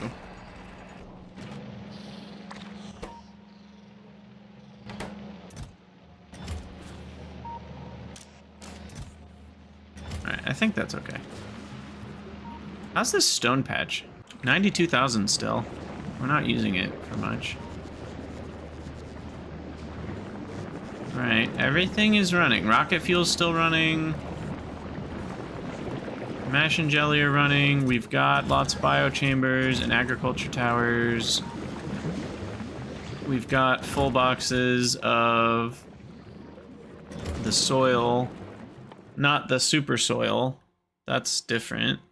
Have I unlocked that already? Or is that... I guess we have?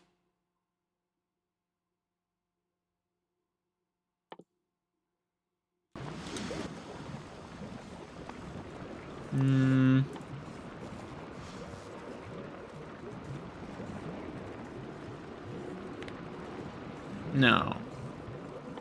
No, that's down there. Oh, I need the biter eggs for that. Okay. You set up your tree growing so you're only growing the right number of trees. Oh, that's fun.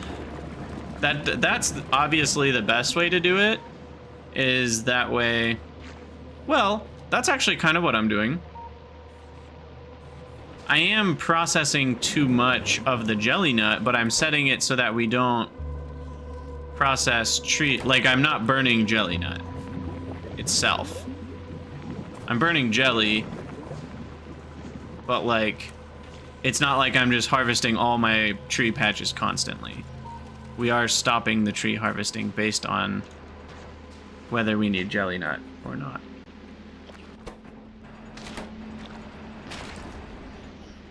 So that's good. And then we need to automate laser turrets. So we'll do that in the next recording here. So let me take a quick break, use the restroom and whatnot. Oh, and we have some redemptions we gotta take care of here. So do a lock. Let's get you somewhere.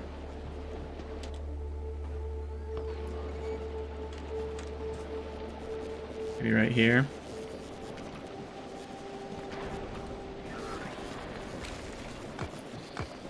S. Do the do.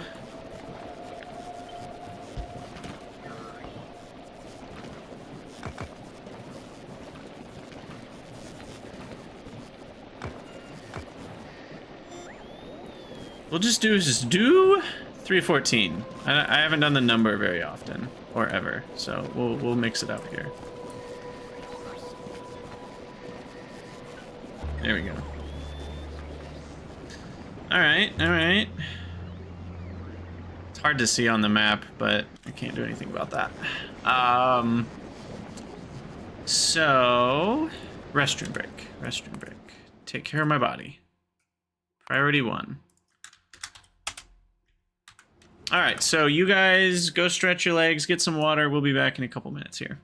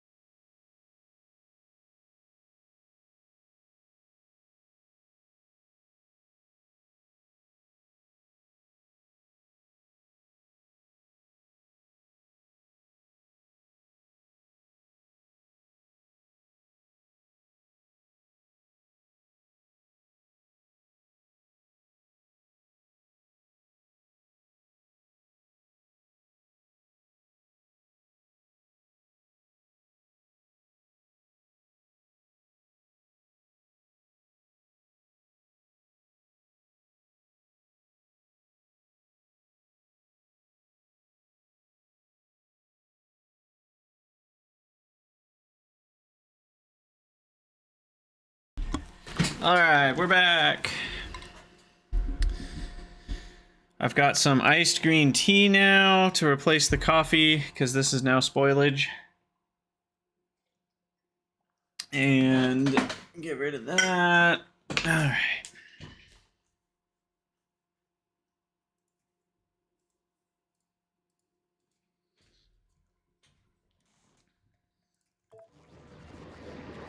So, what are we doing? How do we play this game?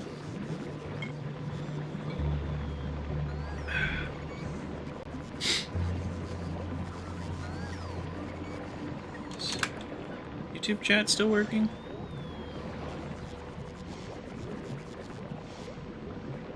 Yes. Okay, good.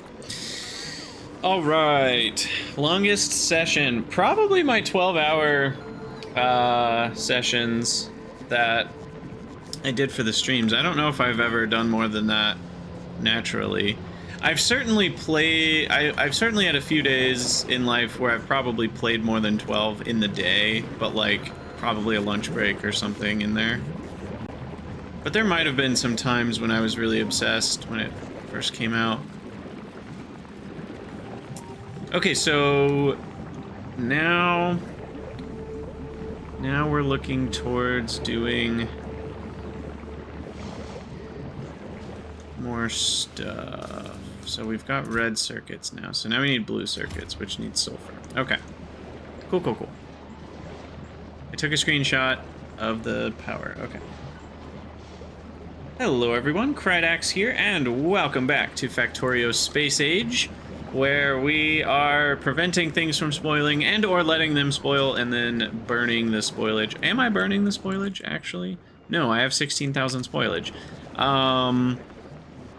So we need some way of burning spoilage. So let's get that going. So we've got our recyclers here already. What I might do is just put some heat towers behind them.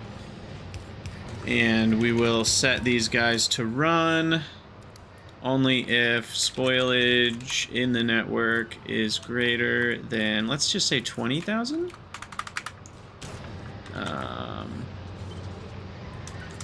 And do that, and then request spoilage.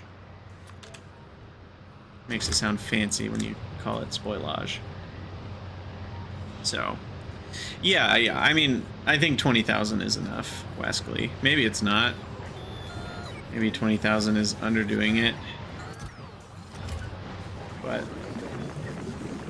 now, what's the best way to generate spoilage is the new question, and the answer might... Is it bacteria? Bacteria spoils quickly, but no, that's a lot of bioflux for that spoilage. Probably just nutrients, right? Because we get 8 per bioflux, but even that might not be worth it. Because I get 6. Is it just better to spoil the jelly? Or the mash? Or is it better to spoil the nutrients from bioflux? Probably nutrients from bioflux in terms of raw numbers. Because we're getting productivity twice. So if you think about it, we're doing 27 objects to make 6 bioflux, but then that 6 bioflux is making more than 60 nutrients. So yeah, so definitely better. Stuff you would have burned anyway. Now there's a thought. I certainly can do that pretty easily. Right here. And here. And at least get some free spoilage this way. I can't really rely on the rates of that, but it's something. And then... Yeah, so we're doing sulfur next. That's why we're dealing with spoilage, because sulfur will get us batteries and blue circuits. And I need batteries for laser turrets. And I need laser turrets to not die. And potentially rockets, which also need explosives, which need sulfur. So, back to sulfur all day long. So why don't we... Well, how many are we realistically going to need here? Probably not that many. So what if I just continue this chain? And I'm leaving the space because I might want more rocket fuel. And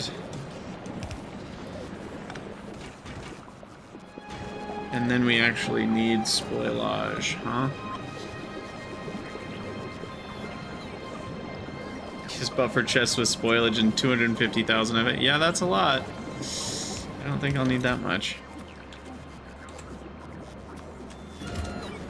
But I am not mega basing here. More like micro basing. Alright. Rider chest. Blacklist, spoilage.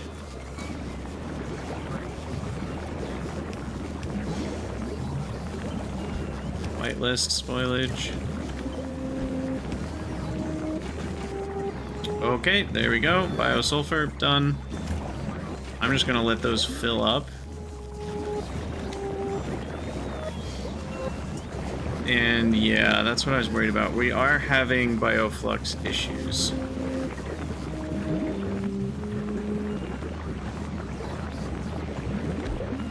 So let's do another speed beacon here.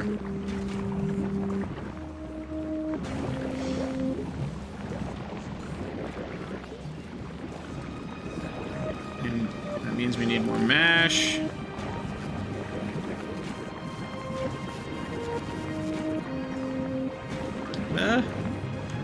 One more beacon? Why not?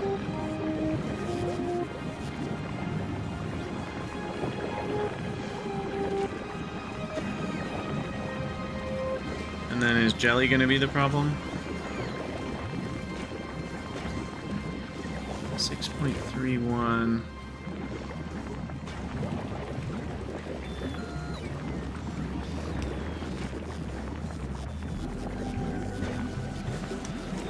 I need to move that forwards. Just 3. Yeah, it seems that Yumako Mash is still the problem.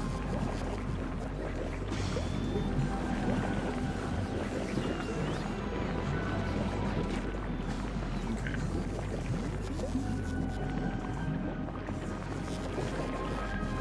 Well, what can you do? Actually make more of it? That would be silly. Because this is kind of the best I can do, it seems. I could maybe get a little more. Still with another beacon.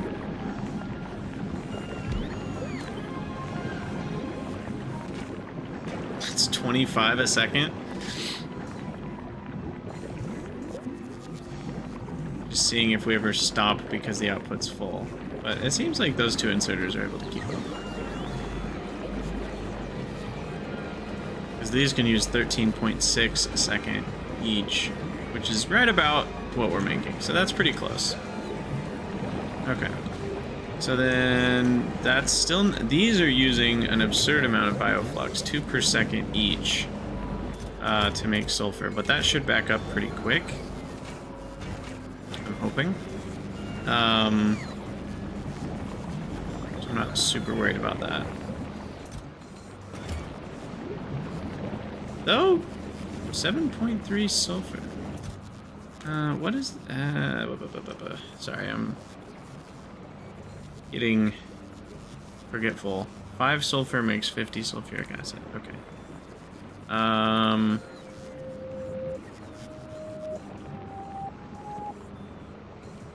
So a battery is like 2 sulfur. And a blue chip is like half a sulfur. And then we can make those in the EMPs. Maybe I don't need quite the amount. Let's just do like 2,000.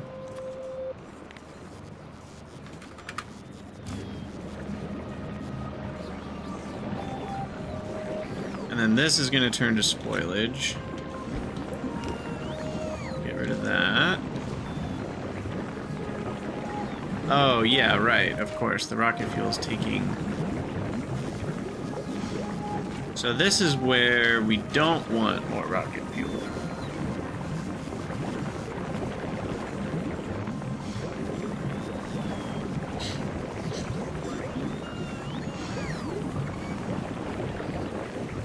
I'm just laughing at myself for all the reasons. Because it's like, I need bioflux for other things. But I do want the rocket fuel to run pretty constantly. So maybe I just want to slow down the rocket fuel. Maybe that's the play here. Rather than changing anything, we'll just slow it down a smidge. And then that lets more of the bioflux through.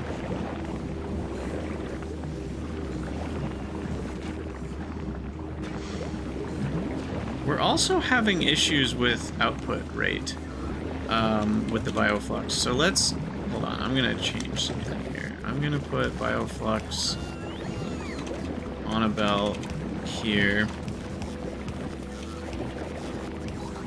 And then we're, oh, that's fortunate. We're gonna do this. We're gonna do that. So that way I don't have to worry about these long inserters causing problems.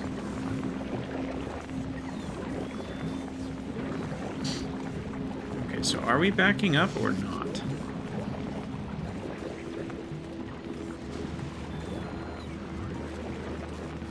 I think we are.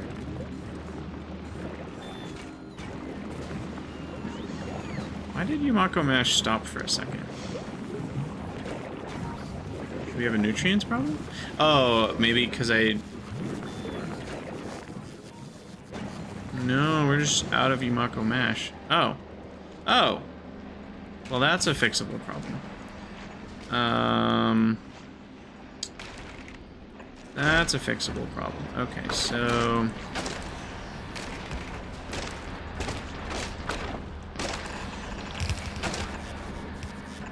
We'll do that. And then... these guys... Yumako soil.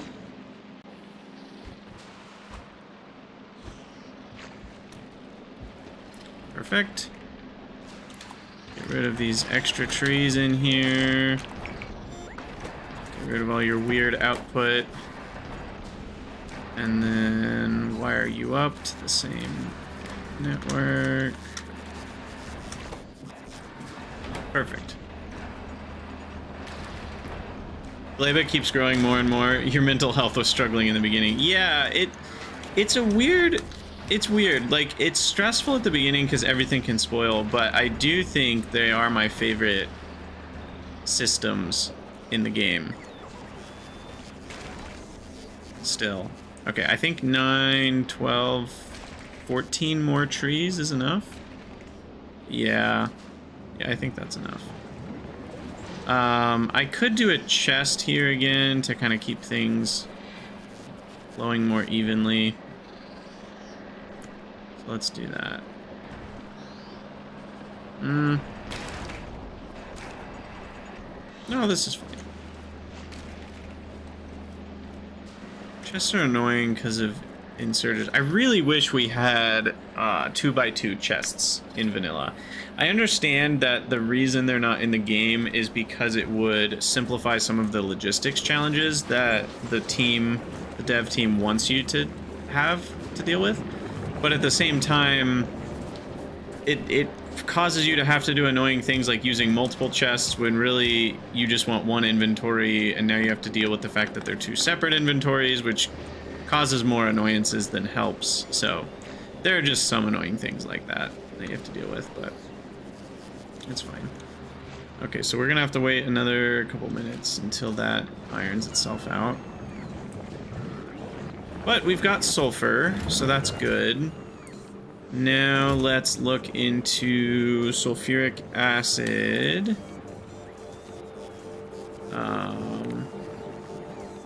Don't have the cryogenic plant, so not gonna do that.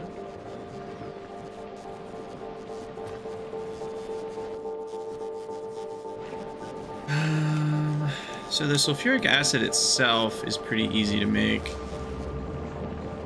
Maybe put that up here. Alright, we got some space.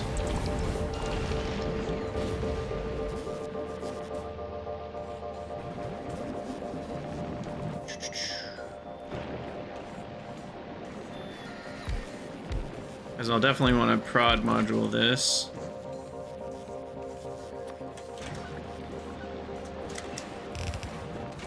And we need sulfur plus iron.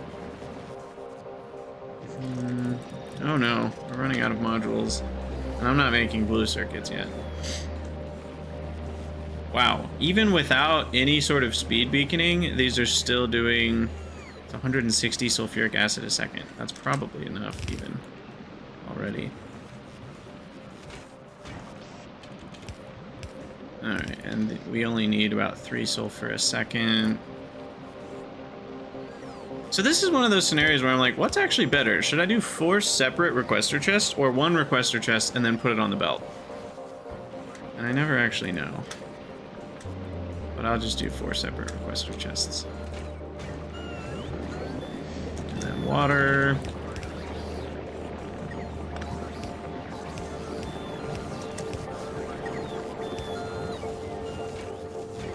Alright, there we go. Sulfuric acid is good to go. Now, batteries. I'm out of chemical plants? Yeah, we'll handcraft a few. I'm not going to need that many. I do hate how slow batteries are. I mean, maybe hate is too strong of a word. I'll live. I'm out of modules. Okay, fair enough.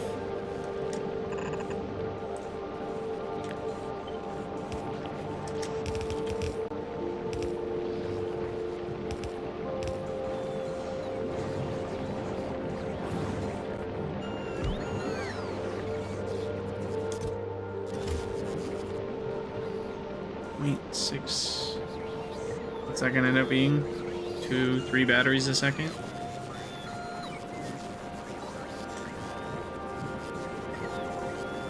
I like the enable disable of the logistics chests, except for the part where you can't do it based on the logistics network. You have to do it based on a wire, which means you have to wire up literally the most logistic item in the base. You have to connect with a wire to a roboport to read the contents of the network. That still makes 0 sense to me, and it's quite frustrating. Apart from that, it's fine. And quite helpful.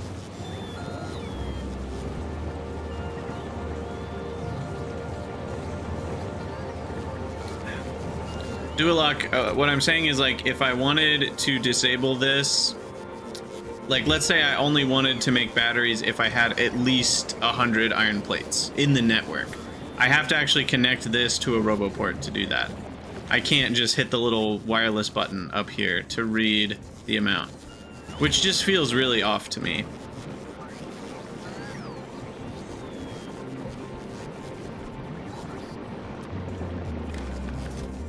So, like, you can connect it, but you can only read from a circuit network. You can't read from the logistics network.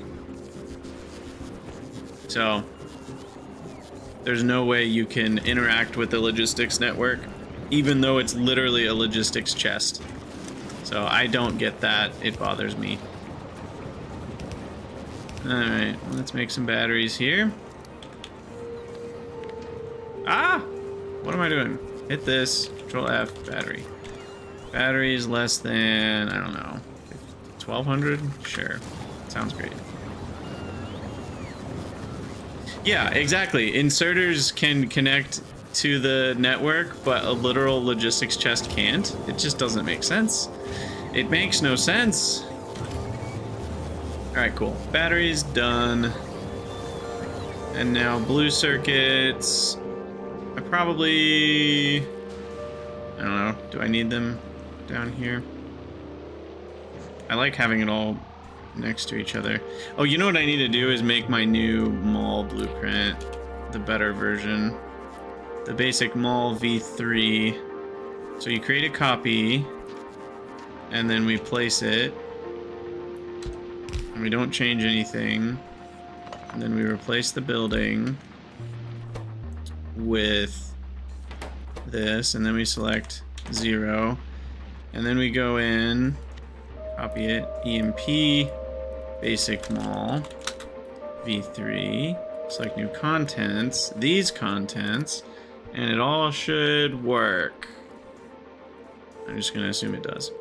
And then we change the icon, because that's gonna bother me, to this. And then now we've got it. Cool. Okay, so then we place that EMP basic wall for the blue chips. And stacks, they stack to 100. So I think I want 2,000 in the network for rocket launching purposes. So 20 stacks. No, not 51, 20. And then we'll copy that to here, and I'll flip that, and now those are connected. And then we'll do a couple more. And that should be more than enough.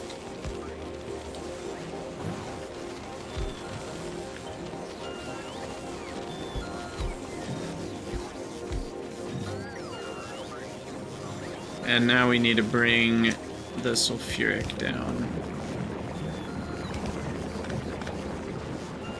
So we do that here.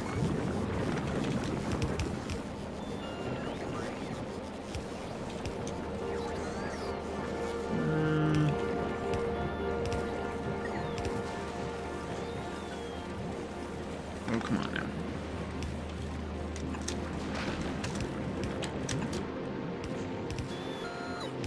Alright, close enough.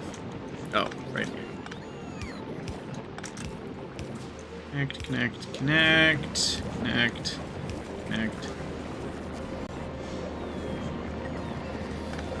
Connect. Boom, boom. And then finally connect. Perfect.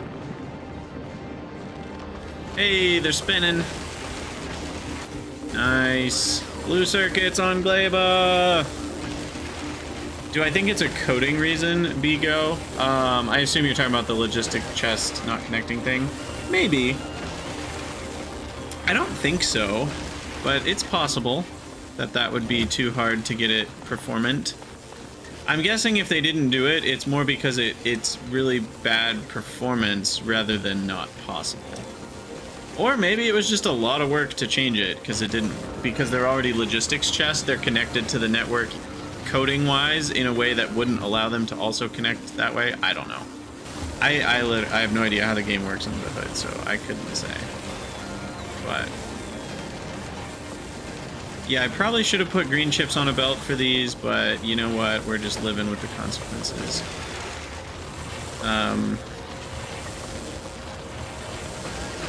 And these are going way too fast for the green circuit requests to keep up, so I'm gonna double this to 240 and 24. Whoa, not 240.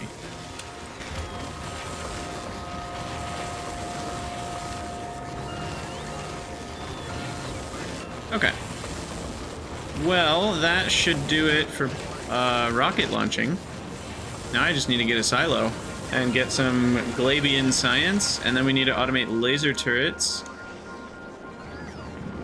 so that we can defend ourselves properly, or at least somewhat properly. I know the strafers are kind of a problem, but a good wall of laser turrets should at least get a bit of death going. Laser turret.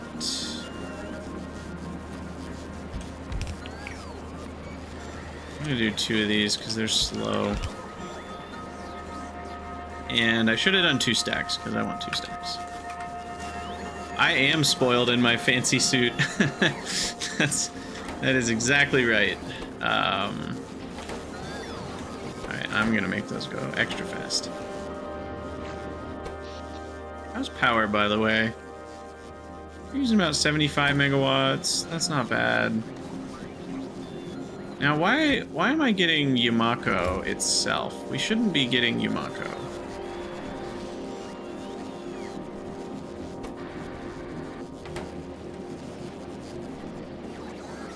Because we're stopping when we have 300, which backs it up to about here. Maybe it's getting just enough that it backs up past that a tiny bit. So maybe this one should only run when we're less than like 275. Maybe that'll help slow things down a bit.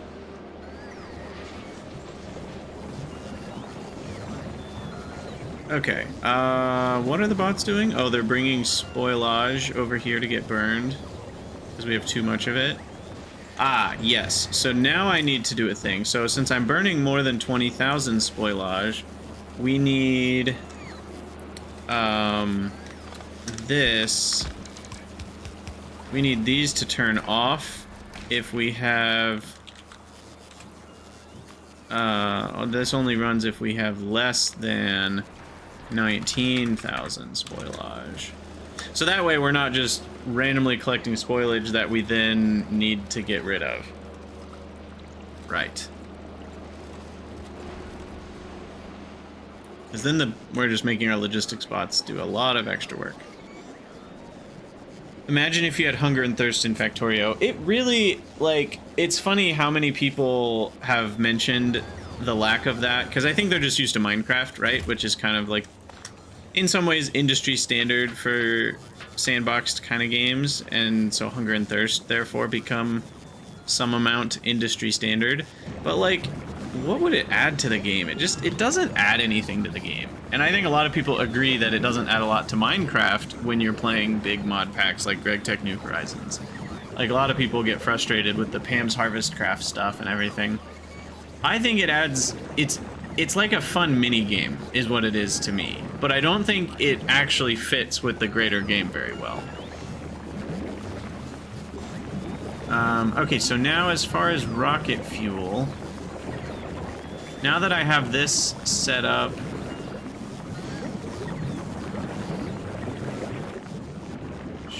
where's all this spoilage coming from, by the way?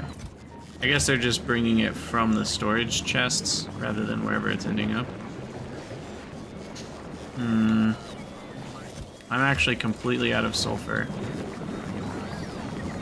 So maybe once rocket fuel, maybe we should turn off this nonsense.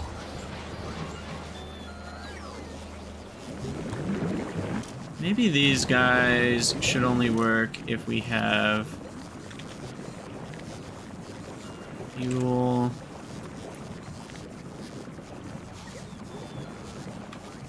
Less than 2,100. I know, this is going against what we set up last time, but it's fine. Yeah, it's not a fun minigame in 99% of games. And I think hunger and thirst mechanics really only make sense in a certain subset of games where it's actually a big part of what you're doing and why you're doing it, like actual survival games. I think hunger and thirst can be fun, but otherwise they tend to just be annoyances that you have to keep up with.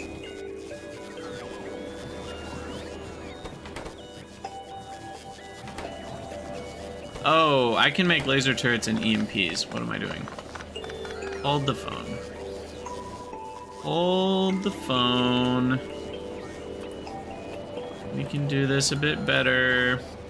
Oh, just kidding. Whoops. I cannot make laser turrets and EMPs. Yeah, I can make Tesla turrets, but not laser. That's weird. Why can't you make laser turrets? That actually feels odd to me. Of all the things, I feel like laser turrets would be on the list. But they're not.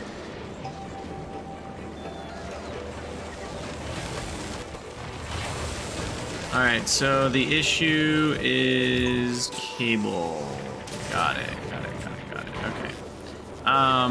Now that I have more power, I think I'm safe to do this. And we can boost up our cable making by a lot more.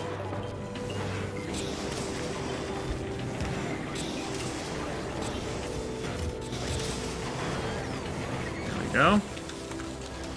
We went from 650 a minute to 2,300 a minute. Yeah, that's almost quadrupling our cable making. And our power is still able to handle it. So that's good. Cool. Alright, and these are actually probably generating enough heat that I don't need to run rocket fuel. But we are running rocket fuel if I have more than 2,000.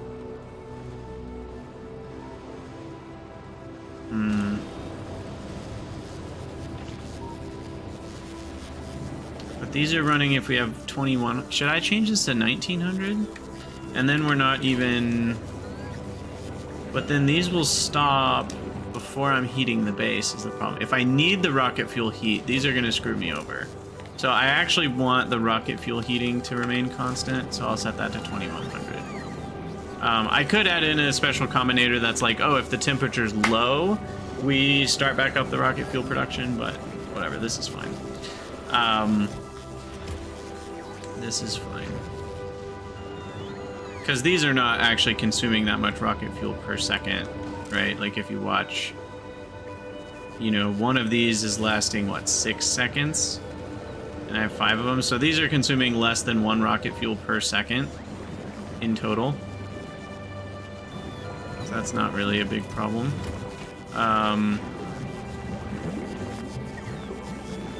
And it actually seems like this request is not big enough, so I'm going to change it to 60.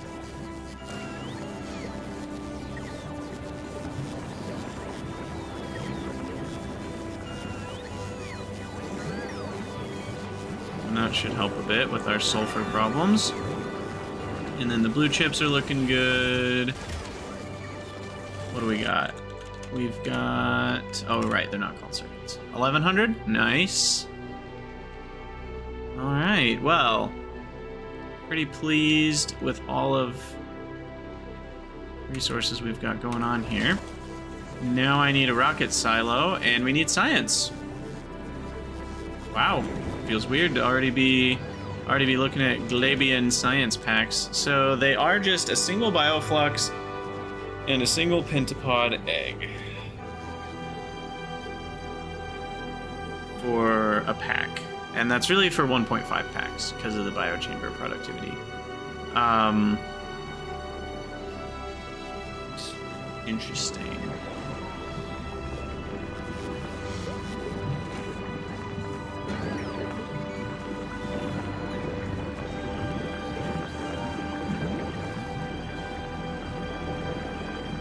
I think we'll have plenty of extra bioflux.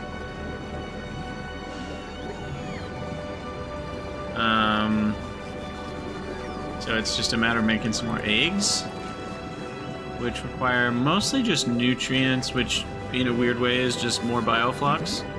So why don't we do that over here? Get rid of some boom puffs.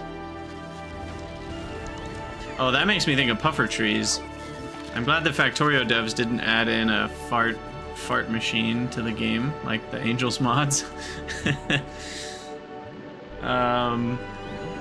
Alright, so let's get some more biochambers.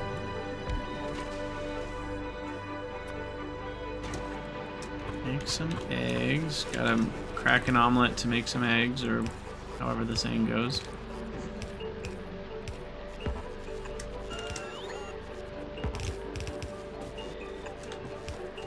Okay. So... nutrients. Let's start with the speed beacon and just see what that does. Need power before we know what that does. I'm out of lamps. That is code red. This really is some majestic music. I'm digging it. So that's 40 nutrients per second. That's a lot of nutrients. That's a lot of nutrients. Okay. But that's probably about what we need. I mean, maybe 4, because what is this going to be? 4 times 8 is 32, so then that's like 5 science a second, basically, with some prod modules somewhere. That's probably more than we need, but not by an absurd amount. So that means we do need a bioflux nutrient maker.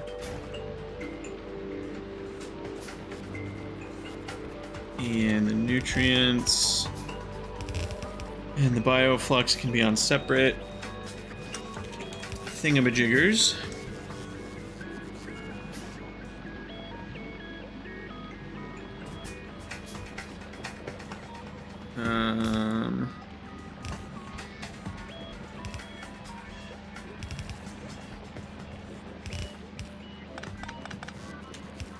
Do that. And it will feed itself, of course, with nutrients. And then we'll feed in the nutrients to each of these guys.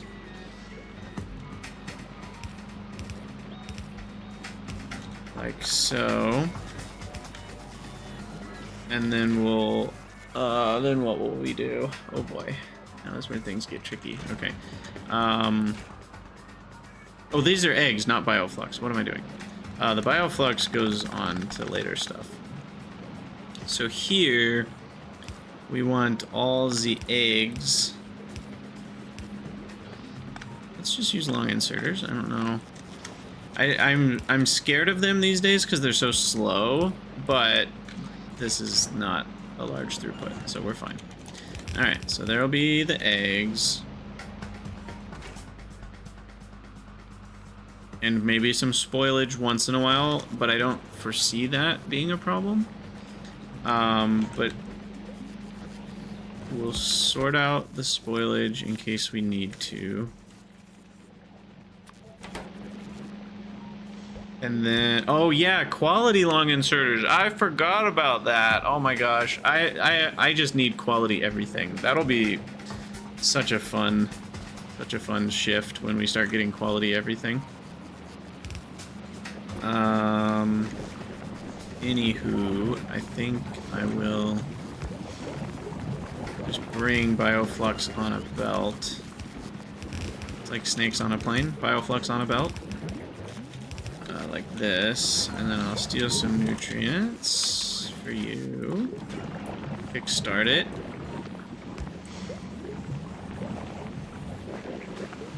And then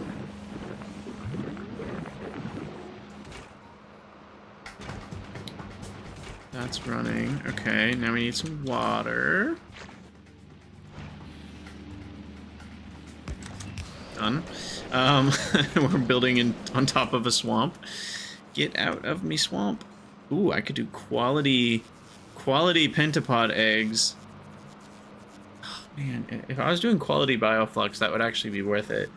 The reason it's worth it, I think, more than prod modules, and I don't actually know if this is true, it's probably not worth it still. Because prod modules are just better, but when you get higher quality, it spoils slower, and it's worth more science. So between both of those, by the time you get it to Nauvis, it might just be better. I'm not totally sure how that works, but we're gonna delete all these. So the Glebian Nightmare is gonna have Gleba Science Ship. SS for spaceship. Space station? We'll go with 4,000 packs per trip. And biochambers. We'll do 60 biochambers. No, maybe just 40 per trip at most. And then we're gonna do Gleba, wait condition, all requests satisfied, or time passed. We don't want to wait longer than 5 minutes. Well, no. 10 minutes from when we get there. It's fine, because it's gonna take a minute to launch all the rockets. And then it's gonna go to Nauvis, and we're gonna do same thing, like an 610 minutes, or item count, cargo. Those are emptied out.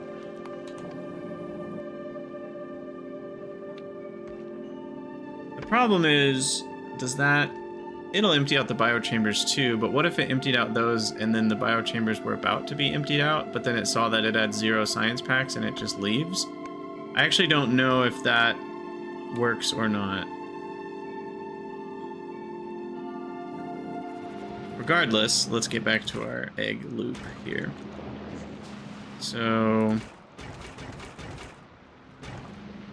yeah, I mean, I think this is basically the same as what we're doing over there. We just need to make sure the eggs get fed back into the process here.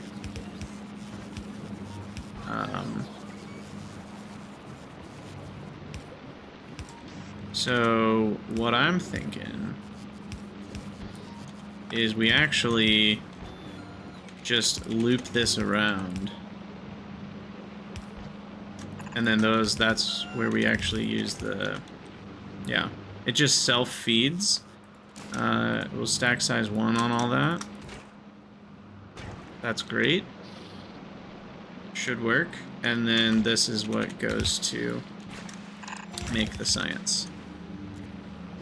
And then we'll do that, and this, and this, and this, and this, and this. And once we get that rolling with eggs, that should be agricultural science packs. I think. Maybe. Maybe? Yes? Couple more. Here. And then we need a way to get rid of spoiled eggs. Or should I just make it so I'm always consuming all the eggs? But if I'm consuming all the eggs, I'm consuming all the bioflux. I don't know if we have enough bioflux. It's gonna be tight.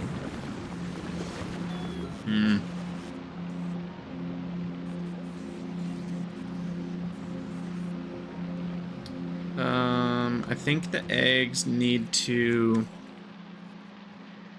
I think the eggs need to move on to a burner.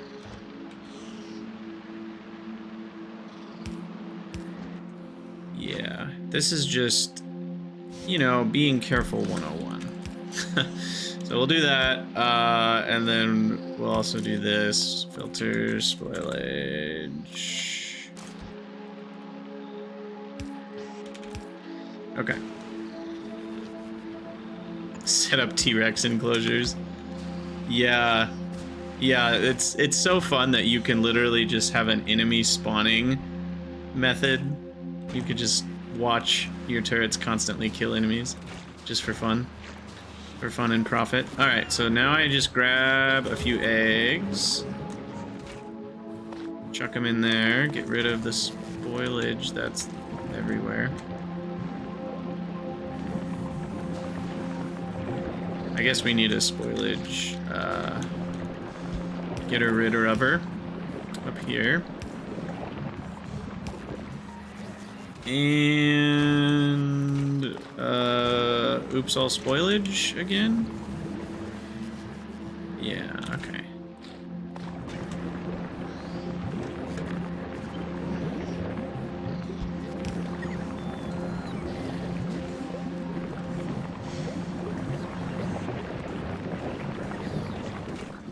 Okay. There we go. Easy. And then, right, I guess we need these guys. We're gonna stack size 1 on them again, so they're not putting in way too many eggs that end up way too spoiled. And then, now here's where things get tricky. We need a lot of cargo silos. Cargo silos? Rocket silos. Which I have not started making yet. Because we need the launches to happen really fast. The faster the launches happen, the better. So what we're gonna do is we're gonna automate silo. We're gonna automate silos here. Go for 2 silos. Oh, electric engines? Are you kidding me? I don't want to do electric engines. Gross. Frick. Okay. We're fine. Engine. 4 stacks.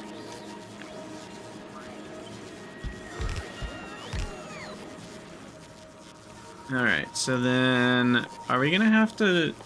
Please don't tell me we're gonna have to do, like... Making carbon from spoilage to make coal to do liquefaction. Right? Please don't tell me that.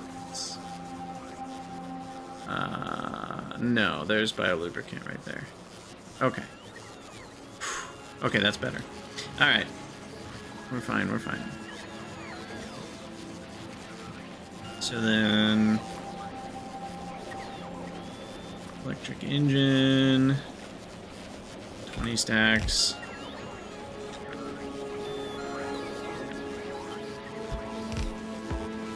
It's really sad that assemblers don't have pass-through fluids like the new stuff does.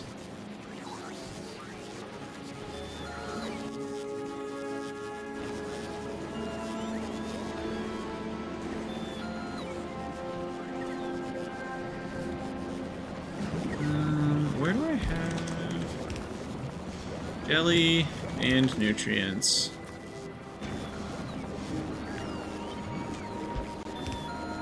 Make biolubricant.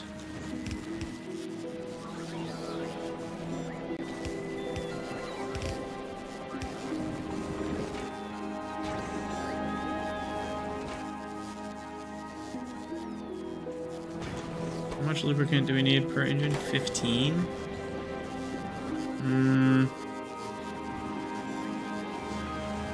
I might need this to closer.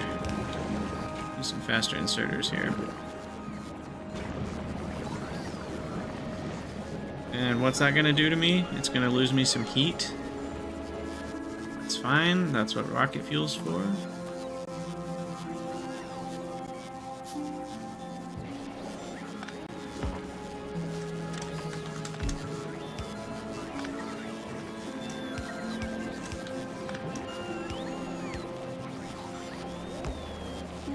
Okay.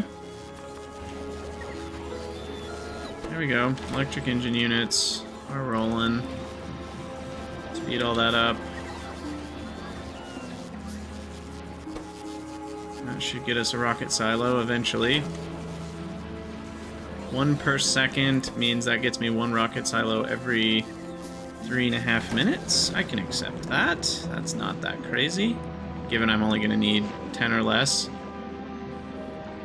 I'm thinking 10 is what we want, because 10 rocket silos will launch 10,000 science in one go. Oh, I don't even need 10. Right, I forgot that they launch like 1,000 packs or 2,000 packs even. What is it? Yeah, it's 1,000 packs. I was thinking they only launched 1 stack at a time. So to load all the science, so maybe I only need like 3 silos or 4. I'll go with 4, which is what I did on Vulcanus. Oh, nutrients. Oh, nutrients.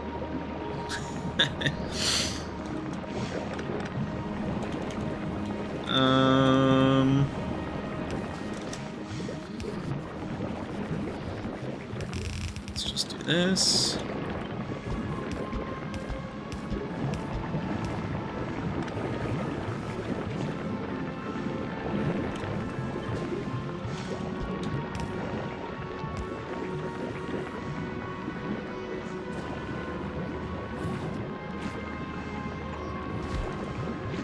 Alright. I believe we have automated the science pack. Now we just need to get it out of here. So, cargo, what is it called? Cargo landing, rocket silo. I should probably have it closer to all the materials, like over here, but that's fine. The logistics bots will figure it out. I need 1.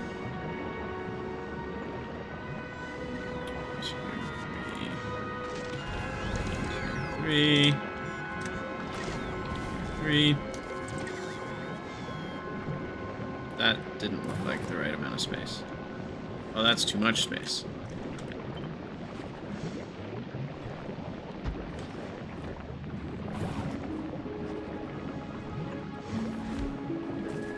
Okay.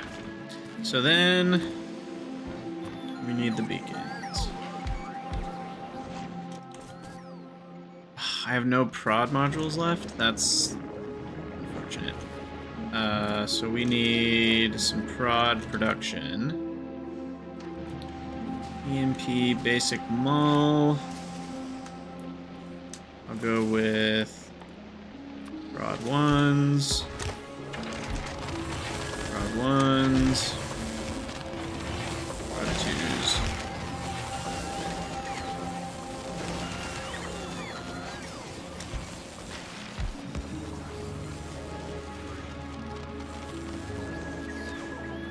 I have no green circuits because I have no iron, and I have no iron because we have no molten iron, and I have no molten iron because I'm out of calcite. I forgot about calcite. Ah!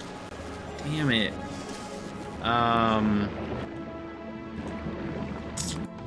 Completely forgot about calcite. So the Derpamoo, unload all your calcite. And then we'll head back to Vulcanus and go get another big chunk of calcite, and that'll last me a bit. I need to pay attention to calcite. I hate that. I guess I can get calcite from orbit now. So maybe I need to build a little calcite station. I'll put that on the to-do list. Is it ever gonna drop those? There we go. While I'm here, let's drop some more belts and stuff.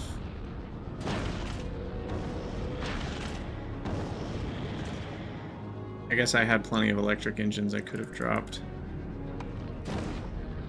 But too late now.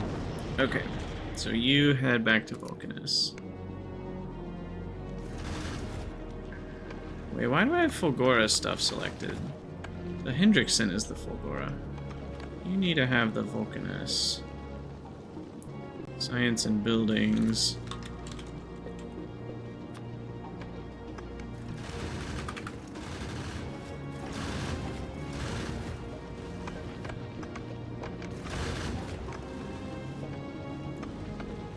Okay.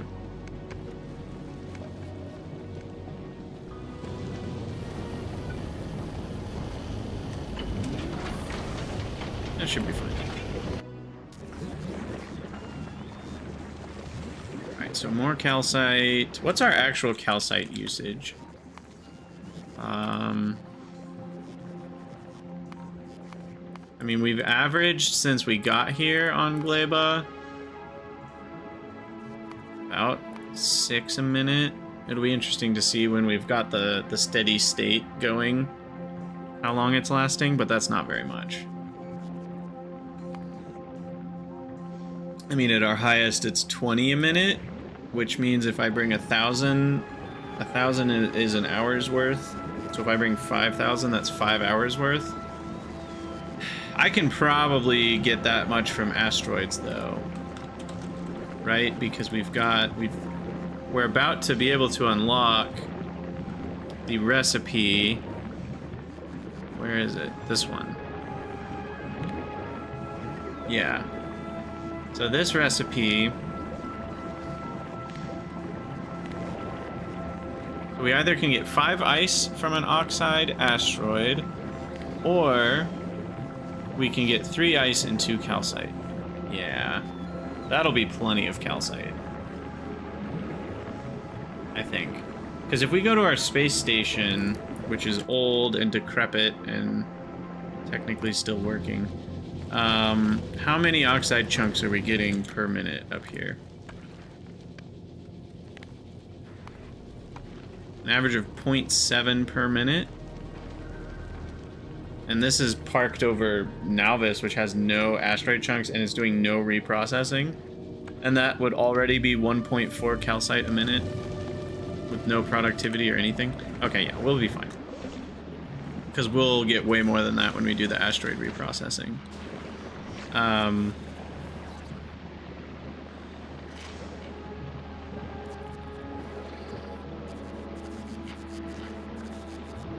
Do I want to use bots for the science packs, or do I want to use just regular loading? I think I want to use bots, just because they simplify the storage and fetching and all that. But I'll put them very close, the packs. And if I'm doing 4,000 per trip, 200, so that's 2,000. So I will just load up exactly that much.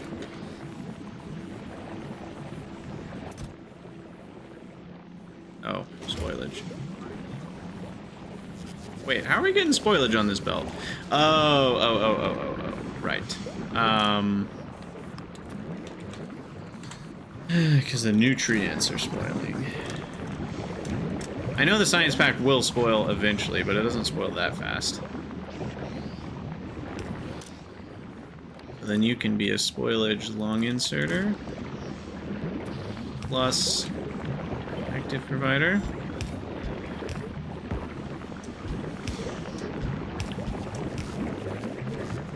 Alright. Yeah, because the packs last like an hour.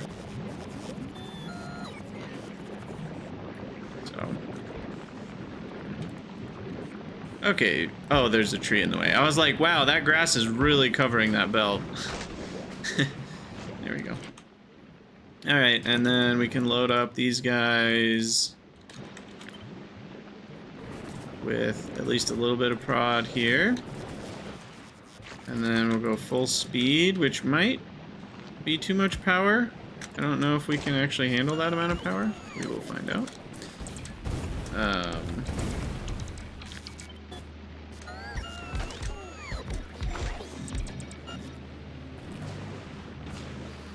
And then request. Boom, boom. I will request enough for 2 rockets on each.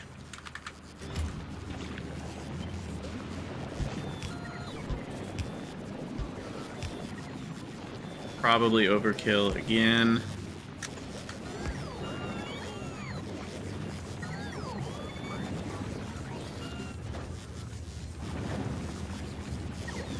But this should work. Okay, we got our second silo built. Things are happening. Science is being made. What's the rate right now? The rate is 7.7 a minute. That's not. Oh, okay, there we go. 2 a second? That's not fast enough. Why are we going that slow? I thought we mathed it out and we were getting way more than that. Oh, these are not running constantly. That's... Oh, this one doesn't have an inserter that actually can reach anything. So there's part of the problem. 0.83. Do we speed up with this? No, we slow down with prod modules. Weird... But then we also use a lot less nutrients, so we can add another speed maybe. Put this one up here. Do that. Okay, so there's plenty of biter eggs. 4 per second. Problem is these aren't fast enough now. We'll prodify those and then speed. Oh, I knew this was going to be a problem.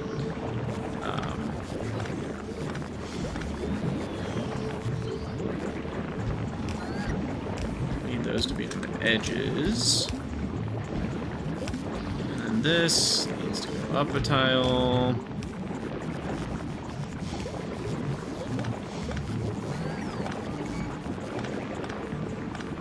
This leaves me room for a beacon for each pair.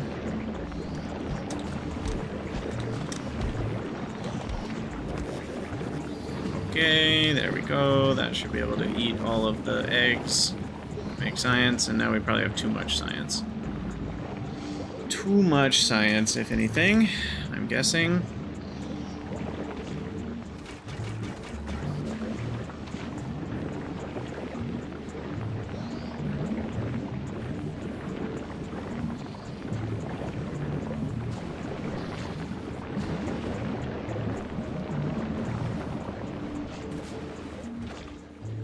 Alright. Automatic requests, automatic requests. Power is acceptable.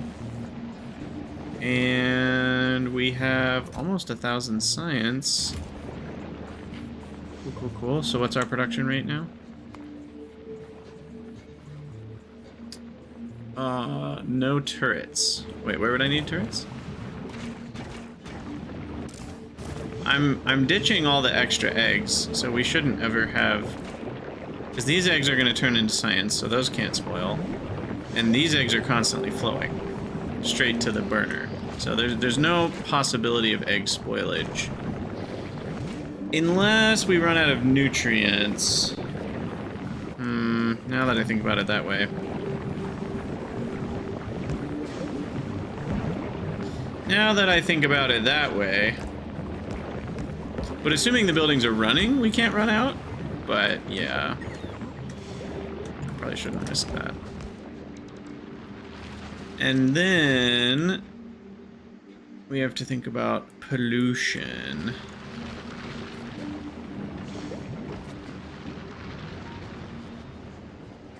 So... let's do...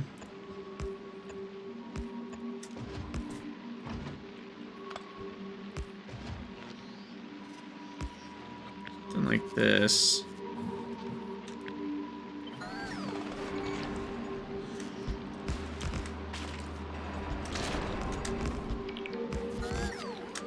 And yes, I am just gonna randomly put this around my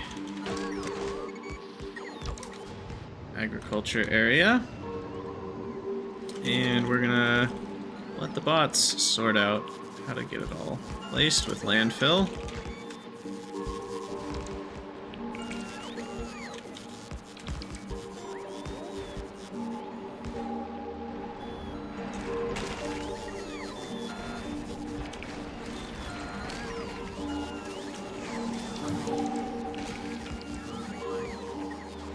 And what I should also do is automate, what's it called? The repair packs. Let's do that. Iron them all here.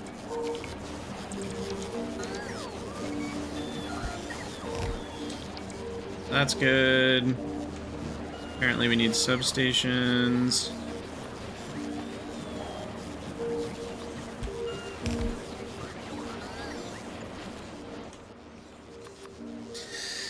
And yeah, I think we're an hour and 2 minutes into the episode. Oh my gosh, how do these go so fast? It's crazy. Okay, so we're defending those, and we're defending these. Now my question is, what if they get aggroed from here and come straight through? Will they kill all the stuff on the way, or will they skip it? I actually don't know how that works. It is kind of annoying to not be told exactly how the aggro mechanics work. I know Dave was asking this in the Discord earlier too, because it's like, I kind of need to know how this works so I know how I can leave the planet. Because we're not going to run into the issue for a while. It's going to be a long time before they expand into this cloud and start attacking me. So it's kind of frustrating to not know. Not enough storage, huh? Well,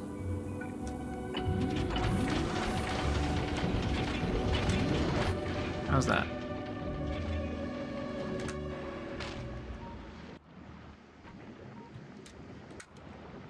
So yeah, it's like, do I need any defenses over here? They don't have a reason to attack this area, but what if there's a bunch of stompers and they walk straight through the middle? I mean, I guess I already have some lasers. But we'll just make sure we're okay here.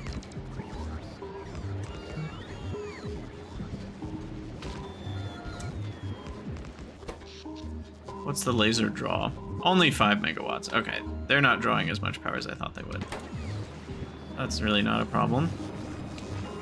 Alright, the Glebian Nightmare can go ahead and automatic here.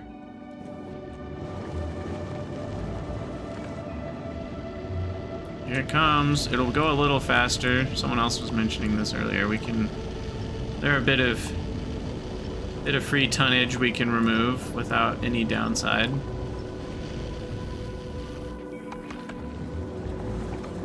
I know there's technically a few more, but it's fine. You landed on Gleba 2 days ago, and after looking at the new tech, decided it was time for a break. Gleba is certainly the most overwhelming of all of the planets. I should probably protect my power as well, just to be extra safe.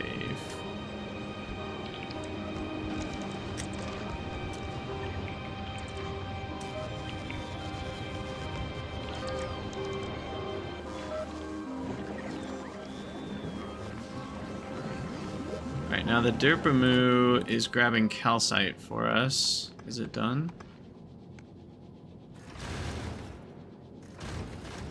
I think it's done.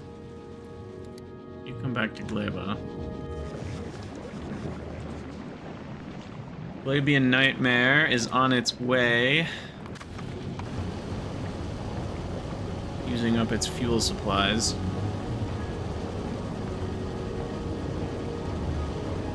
Now, there's a whole new world to be had when we start using productivity modules and beacons on these stations.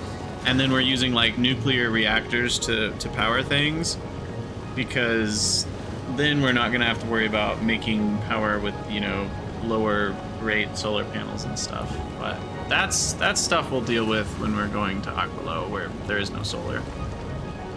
This is still gonna work. This is still gonna work.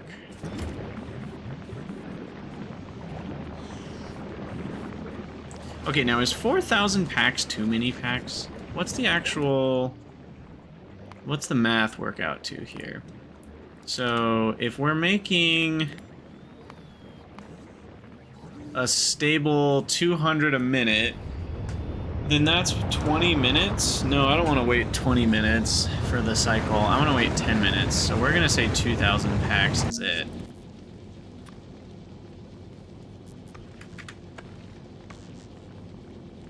And then we're gonna go back to Nauvis. And then Nauvis, we're gonna dump the packs here. Oh gosh.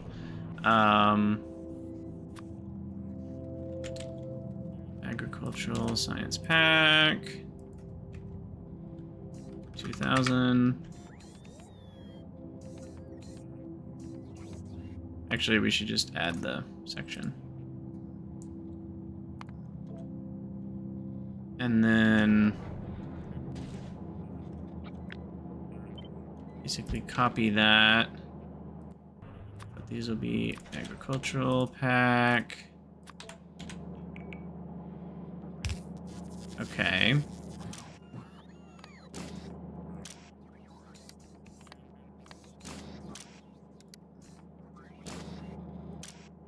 Wait, what? Yeah, okay. So those are gonna throw the packs into the network, and now we're gonna have the problem of packs turning into spoilage. So we're gonna need to handle that somewhere. Maybe here.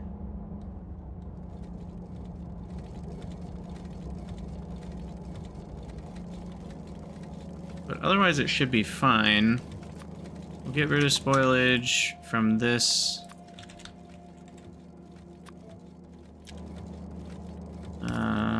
Active provide. This one's gonna request agricultural science pack. 1,000. And then we wire up this belt. Copy the settings, and we say agricultural science pack is less than 65. So that'll put packs on the belt. Now, here's a weird one. I might need more than 65 because they're not... Each pack doesn't hold as much time because it's part spoiled, which is kind of annoying. But what can I do? And then hook that up. And then we need this part of the belt to be hooked up to the same network. Read all belts. Okay, that's good. That's good. Output party right, spoilage. I just realized a problem that you guys have probably already noticed. Spoilage is gonna end up in the labs.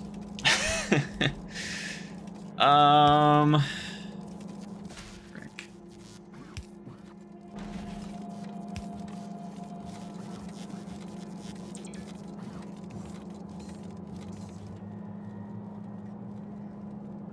Oh, that's annoying.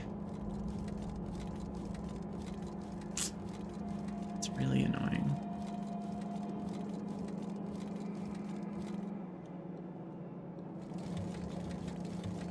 Ooh, the Glebian Nightmare is on it. Wait. What? Wait, what just happened? I'm so confused. How did it...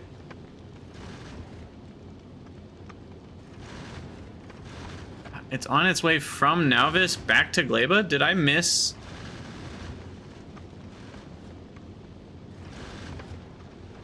Definitely. Oh, did we already? Hold on. Did we already get the science packs? Oh, we did. Okay. Here they are. Here's the first agricultural science pack. So, hey, I should start doing research. No, not the 5,000. Let's start with a cheap one, like carbon fiber. And yeah, we'll do all these other cheap ones. Tree seeding. Efficiency module 3.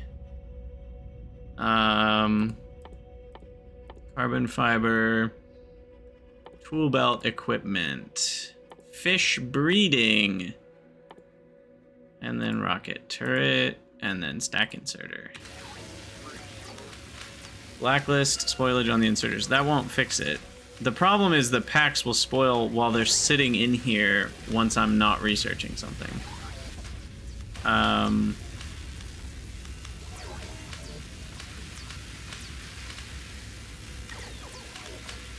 So, have I tried getting the recipe to change with crushers on a space platform? No, I haven't done anything super circuity in space. No, guys. Okay, sorry. I'm not talking about these inserters grabbing spoilage from the belt. I'm talking about right now, if I stopped researching things, this has 2 packs already in it. Those packs will turn to spoilage, and now the lab will have spoilage in it.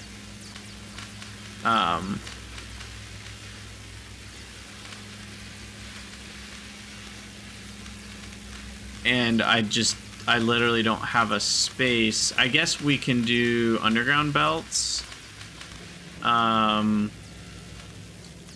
Because on the outside, we can just output to the outside.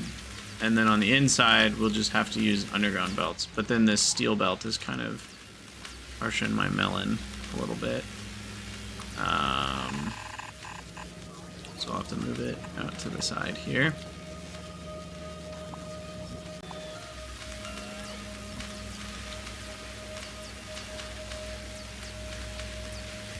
And then here we'll need to go underground,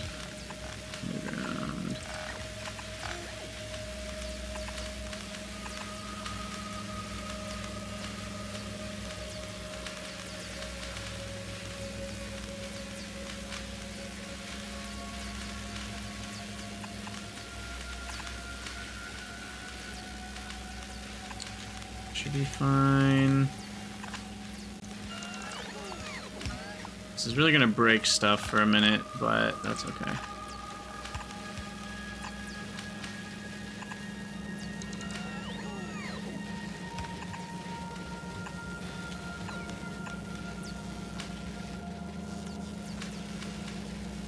I broke the side load on steel. Did I? I don't think so. Side load's over here.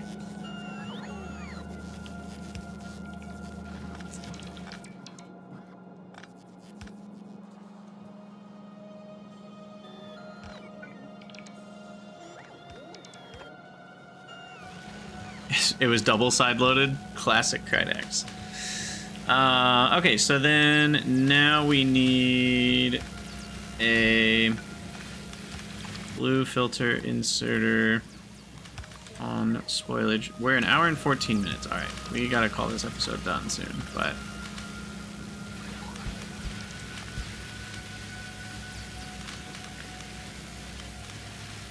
Boom, boom, boom, boom, boom, boom.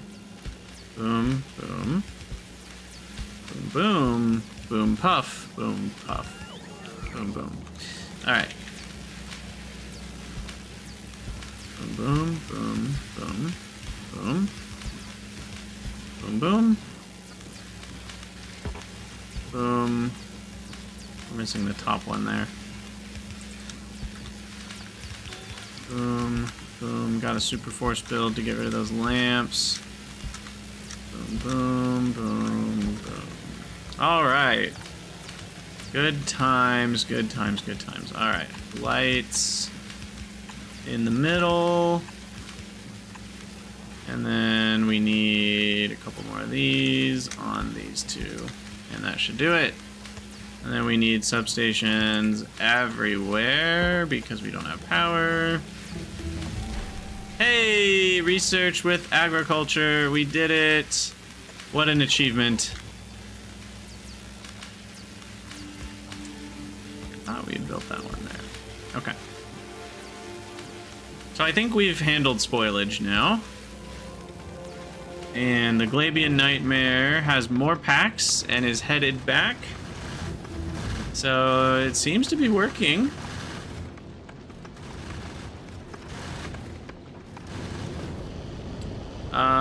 Is it gonna run out? I feel like it is running out. This was 10,000, now it's 4,000. So we are going to slow down once these reserves are gone. So after an hour or two, we'll probably be able to check on that and see what we're getting. Now, the other thing that's gonna happen is we are gonna get spoilage increasing big time. Also, do we have... Something's wrong here.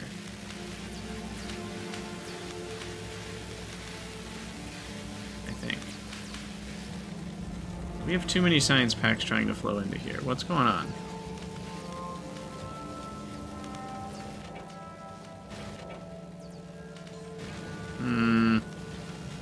Yeah, I was kind of worried about this.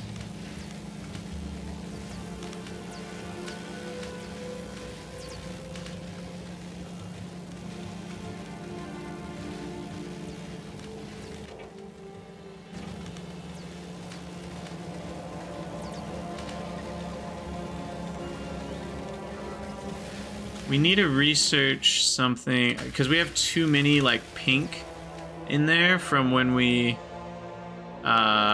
rebuilt everything. And they're, like, clogging stuff up. And there's not an easy way to fix that. And right now I'm not using a research that uses those packs. So, like, I should work on this research for a minute or two to use up some of those packs, I think. And that might help me get unstuck.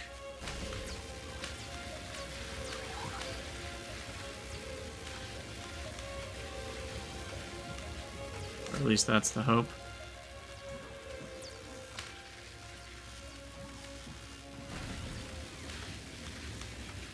Oh gosh. Oh, geez. We done goofed.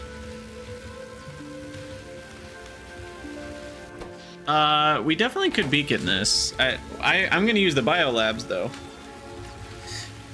Also, Etra, good afternoon to you. Glad you could join to watch the sushi chaos.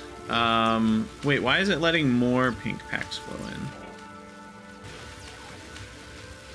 in? Really? Really now? That doesn't seem right.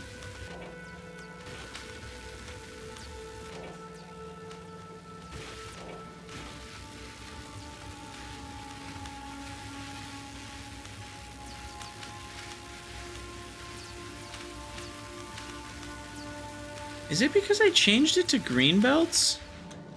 I think it is. I think these need to be green belts.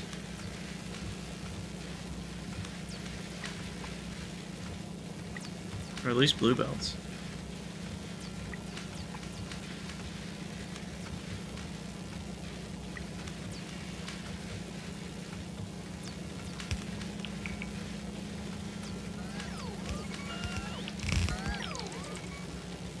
Because I think part of the problem is things are getting bogged down because the green belts are way faster. If I make all this green, it might actually be okay. Maybe.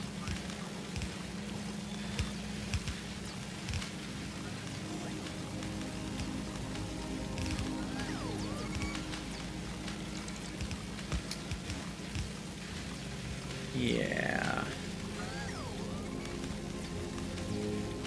Looks like I missed an upgrade somewhere.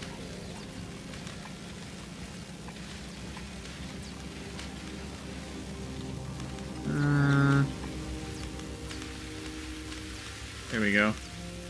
No, it's just that. Ah, it's these. Okay.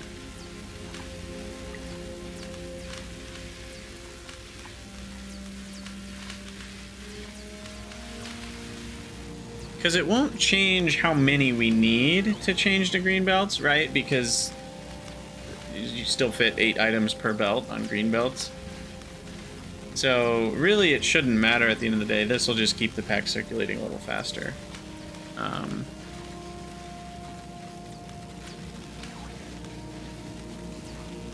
Still feels like this is too congested. I don't know what's up with that. Maybe it'll work itself out now that they're all green. Hopefully. No, it just feels like there's too many packs. What is going on here? No, maybe we're okay. Maybe we're okay. Okay, well, now that that's going, I'm gonna move that to the back of the queue here. So yeah, I think we will call that the end of the episode. Because we've got agricultural science, and it's even automated. The Glebian Nightmare is stopped at Gleba right now. And Gleba is producing science still, as it should be. Let me get some light by these rocket silos here. And calcite is the only thing that's going to be a problem. And it's looking like we're going to use about 12 a minute. So I will need to bring calcite every few hours until we get a proper space station that brings calcite. Now, some of this stuff is going to settle down, right? Like it still is making another silo out of steel. And so once everything's calmed down and literally the only thing I'm making here is science, I'm guessing the calcite usage will go down quite a bit. Because then the only thing we're paying for iron and copper wise is the launching of rockets. And the sulfuric acid needs iron. But that's... Or I mean the blue chips need sulfuric acid, which needs iron. But again, that's only launching rockets. So none of the actual ingredients to this require any iron. So, anyway, the Glebian Nightmare seems to be working properly. Cool, cool, cool. Alright, well, we are going to call that the end of this YouTube episode. So for those of you watching, as always, thank you for watching. Let me know what you think down in the comments below about the agricultural science, and I'll see you guys in the next one.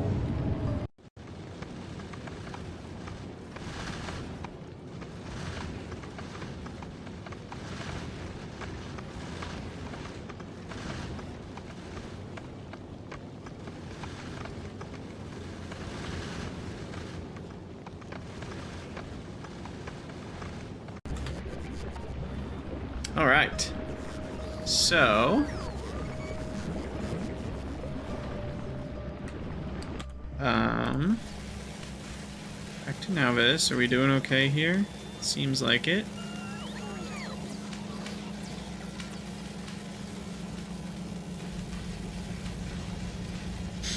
We are gonna have to deal with spoilage on the Nauvis.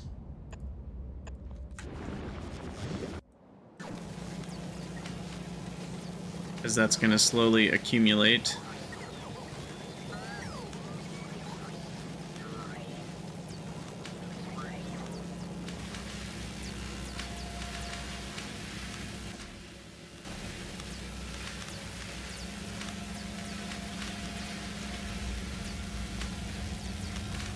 Oh yeah, I'll definitely store some. I just don't want it to accumulate to, you know, 1 million or something.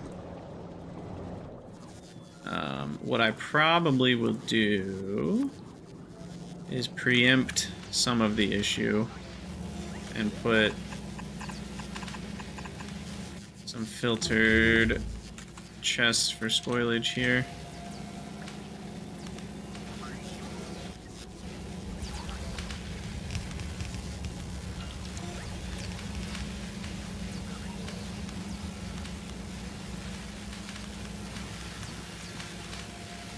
Cool. Alright, alright, alright. And it looks like the packs are arriving to Nauvis with about 45 minutes left. That's not bad. Freshness of 75%, so rather than 2,000 packs, it's really only 1,500 packs. But then it takes time to research those 1,500 packs, because I'm only researching like a couple hundred packs a minute, so... It definitely is not as much as it looks.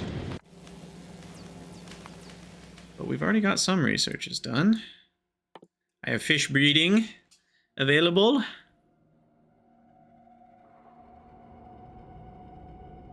And nutrients from fish. Which is still so weird to me that that's not something that is net positive.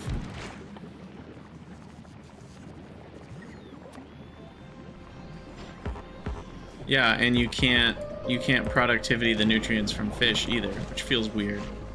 Because that feels like an intermediate product. Like, you can put prod modules and other things making nutrients. So I think they don't want you to make that a positive loop. That seems pretty intentional. Definitely seems intentional.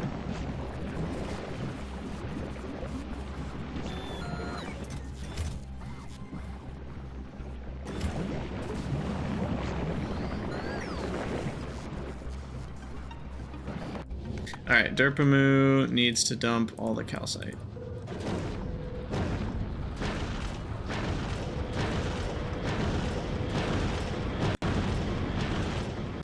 Nice.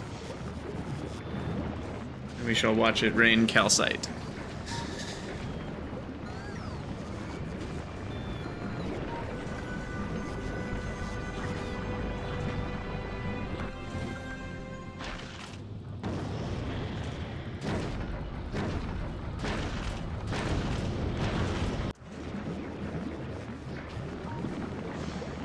Alright, so our calcite usage is 13 a minute. that's been holding pretty steady for now. I think it'll go lower in a while. But let's say it was steady at 13 a minute.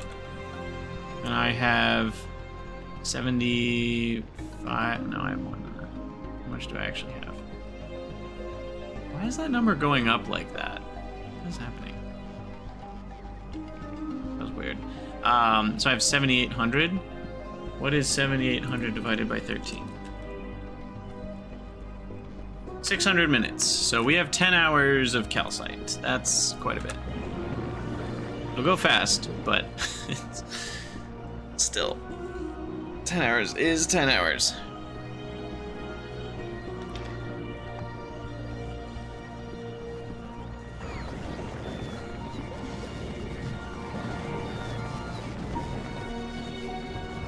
Oh, some spilled on the ground? I see.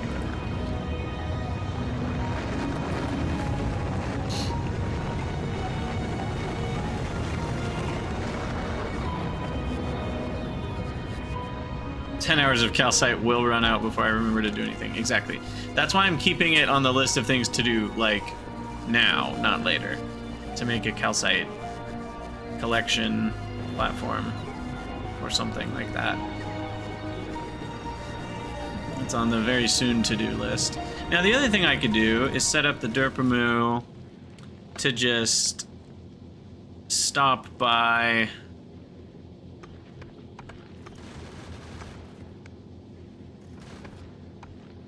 You know, like Gleba and Nauvis can do a trio.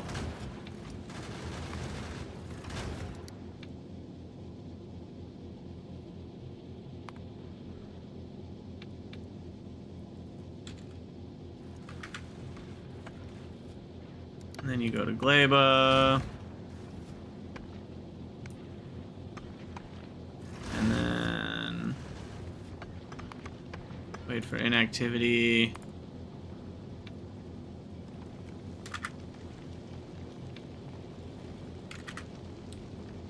Which will drop the calcite and request it. And then you go to Nauvis and you do the same thing.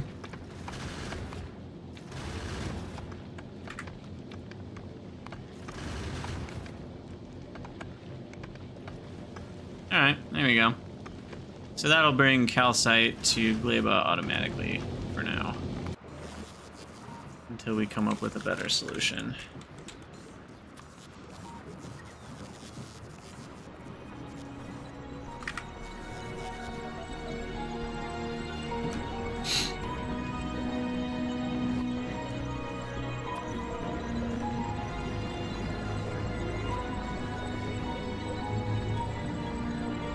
I am curious, does this pollution dissipate at all? It does, okay. So we will eventually, in fact, there's already some issues. Now that is kind of cheating, I should probably turn that off.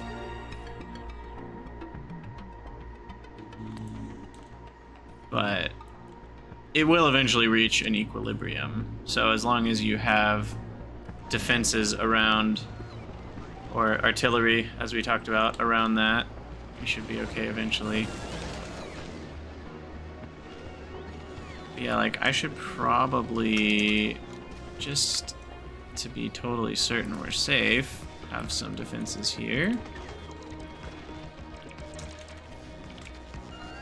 Better safe than sorry.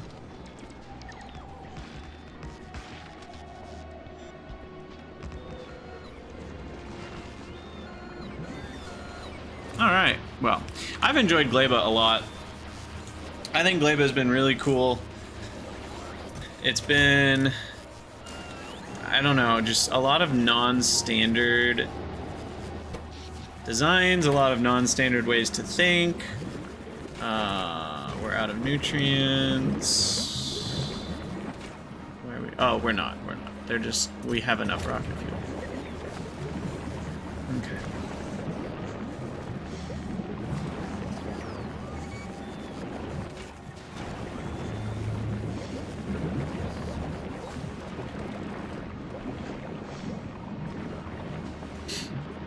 Cool.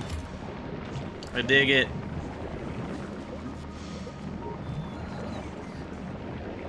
think. We dealt with seeds, we dealt with spoilage. Is there anything else that could back up here? I think those are the main two things. Seeds and spoilage.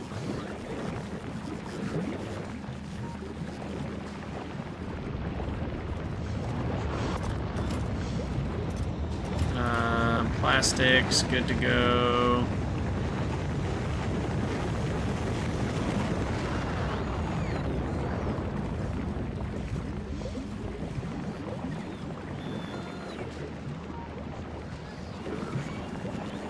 At least whenever we have extra bioflux. Are we not getting enough jelly? Is that potentially an issue? That could be. Let's throw that in there.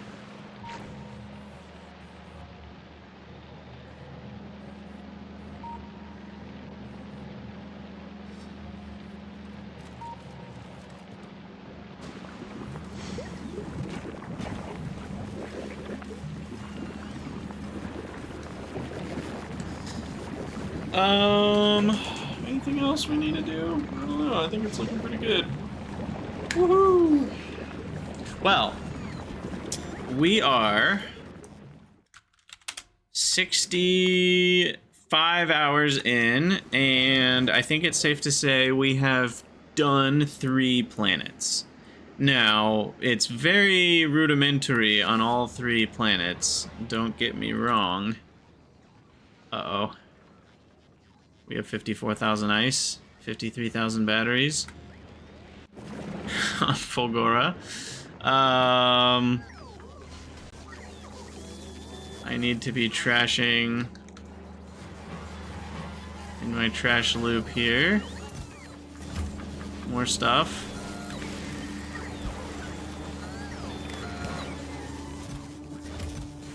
This is enabled if ice greater than 20k, request ice 500.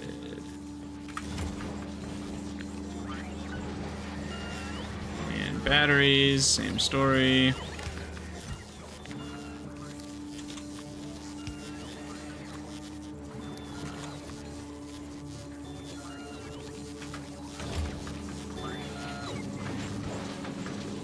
Alright, anyway, Fulgora's working. Though it's a bit questionable. Really, everything's questionable. I kind of want to rebuild my bases on every single planet, which is nuts. Vulcanus is okay. Like, I think I did a good job with Vulcanus for now. The only reason I would rebuild it is if we wanted to go crazy with quality stuff, and we needed really high quality everything, and that required more raw resources. But I did replace all my mines with the uncommons, I think. No, the coal are not uncommons, but that's still fine. That 300,000 should last me a while, because... I mean, is anything even running here on Vulcanus? No, nothing's really running, so... So we're fine on that. Nauvis is the base that needs to be desperately rebuilt. This base is a travesty, but it's working, right? So it's hard to argue I should change it right now. I'm actually going to stop that to save the packs. Because we need them for the Gleba researches. But yeah, so now we can move towards researching Aquilo. But I will probably spend some time doing some projects. So, what projects are those? Let's think. Think. So, we're gonna do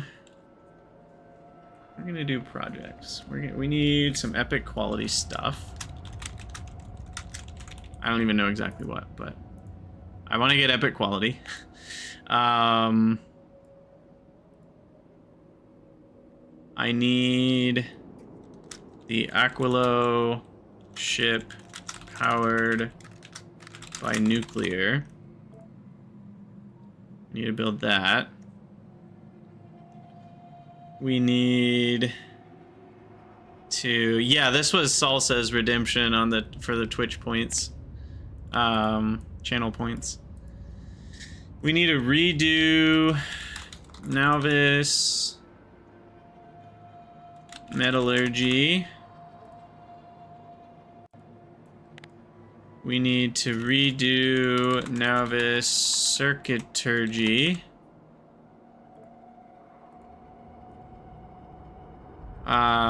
Yes, also you're here. I figured it was a perfect place to keep my to-do list. I don't even know what else we need to do. I think those are the main things. Quality modules and beacons.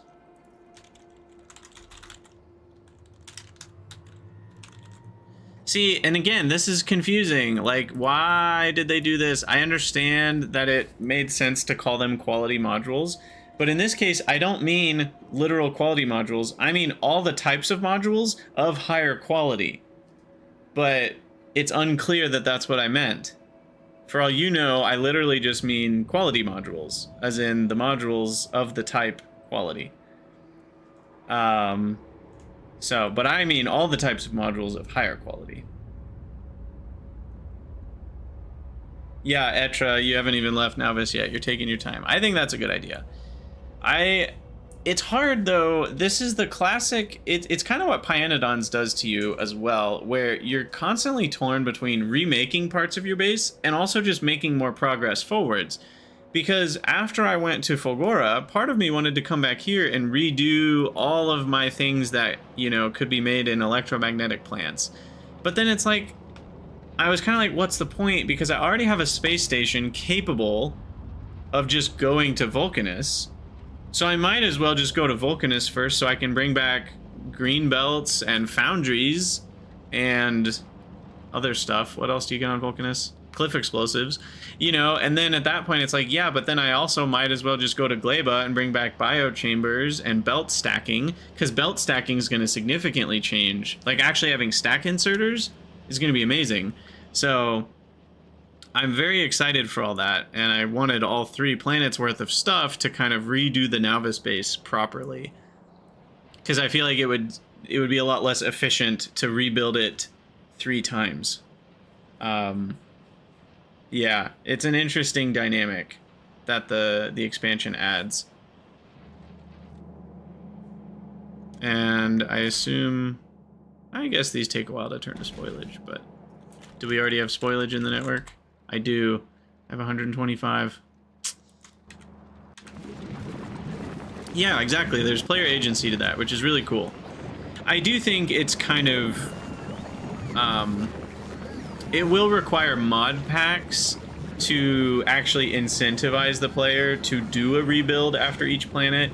It would require a mod pack that would somehow make going to successive planets more difficult, rather than... Because obviously if you already are capable of going to any planet from starter space, you're going to be even more capable of going to that planet once you've already done one of the other planets. So you would need a mod that actually makes it more difficult, to where it's like, oh, I actually need to redo Nauvis with all my new stuff from the first planet I went to, so that then I can get things ready, because now it's harder to go to the second planet. You would need a mod that does that to actually encourage the player to rebuild. I think the way it is now, it's kind of easy to just, well, my Nauvis base was already working to go to the first planet, so that means it'll still be working well enough to go to the second planet and the third. I think right now there's not a lot of encouragement to rebuild before or between any of planets 1 through 3, or I should say 2 through 4. You start on planet 1. But yeah, obviously once you want to start getting into infinite researches or going to Aquilo, which we're going to have next on the list, we are going to need to do some rebuilding. So I think there's kind of a natural break point, both in the tech tree and just with how things are balanced right now, of like, go to all the planets, come home, take a breath, redo some things, redo a lot of things, and then go to Aquilo and beat the game from there. Oof. I'm so excited, though. I'm excited for Prod 3s, too. That's a big difference. Prod 2s to Prod 3 is a massive swing. It's almost twice the effectiveness of Prod 2 modules.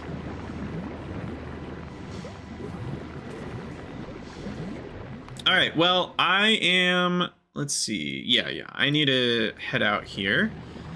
Unfortunately, there will be more streams this weekend, however. So that's exciting.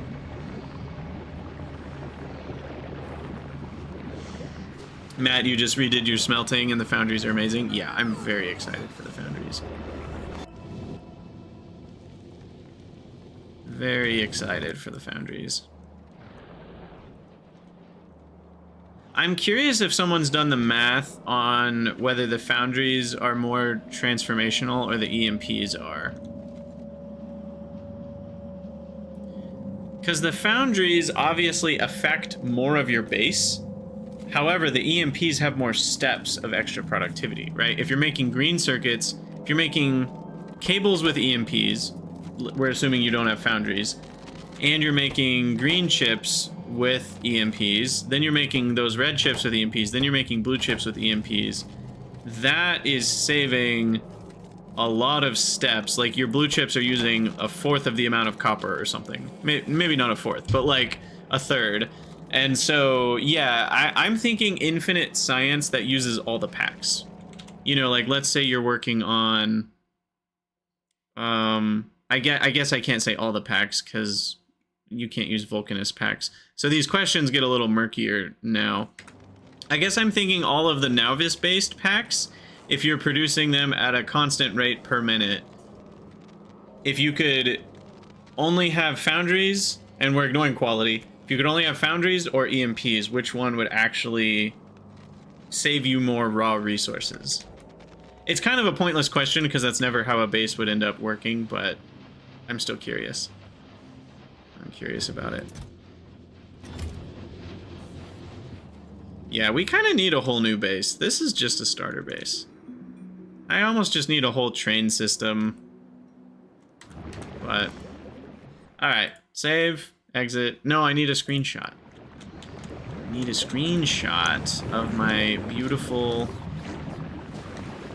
science packs. Green science packs.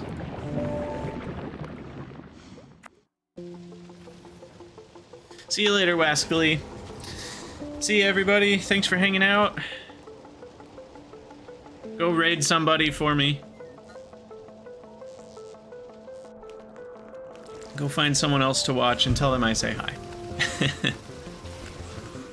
See you later, Lojo, Car Accident, Etra, Salsa.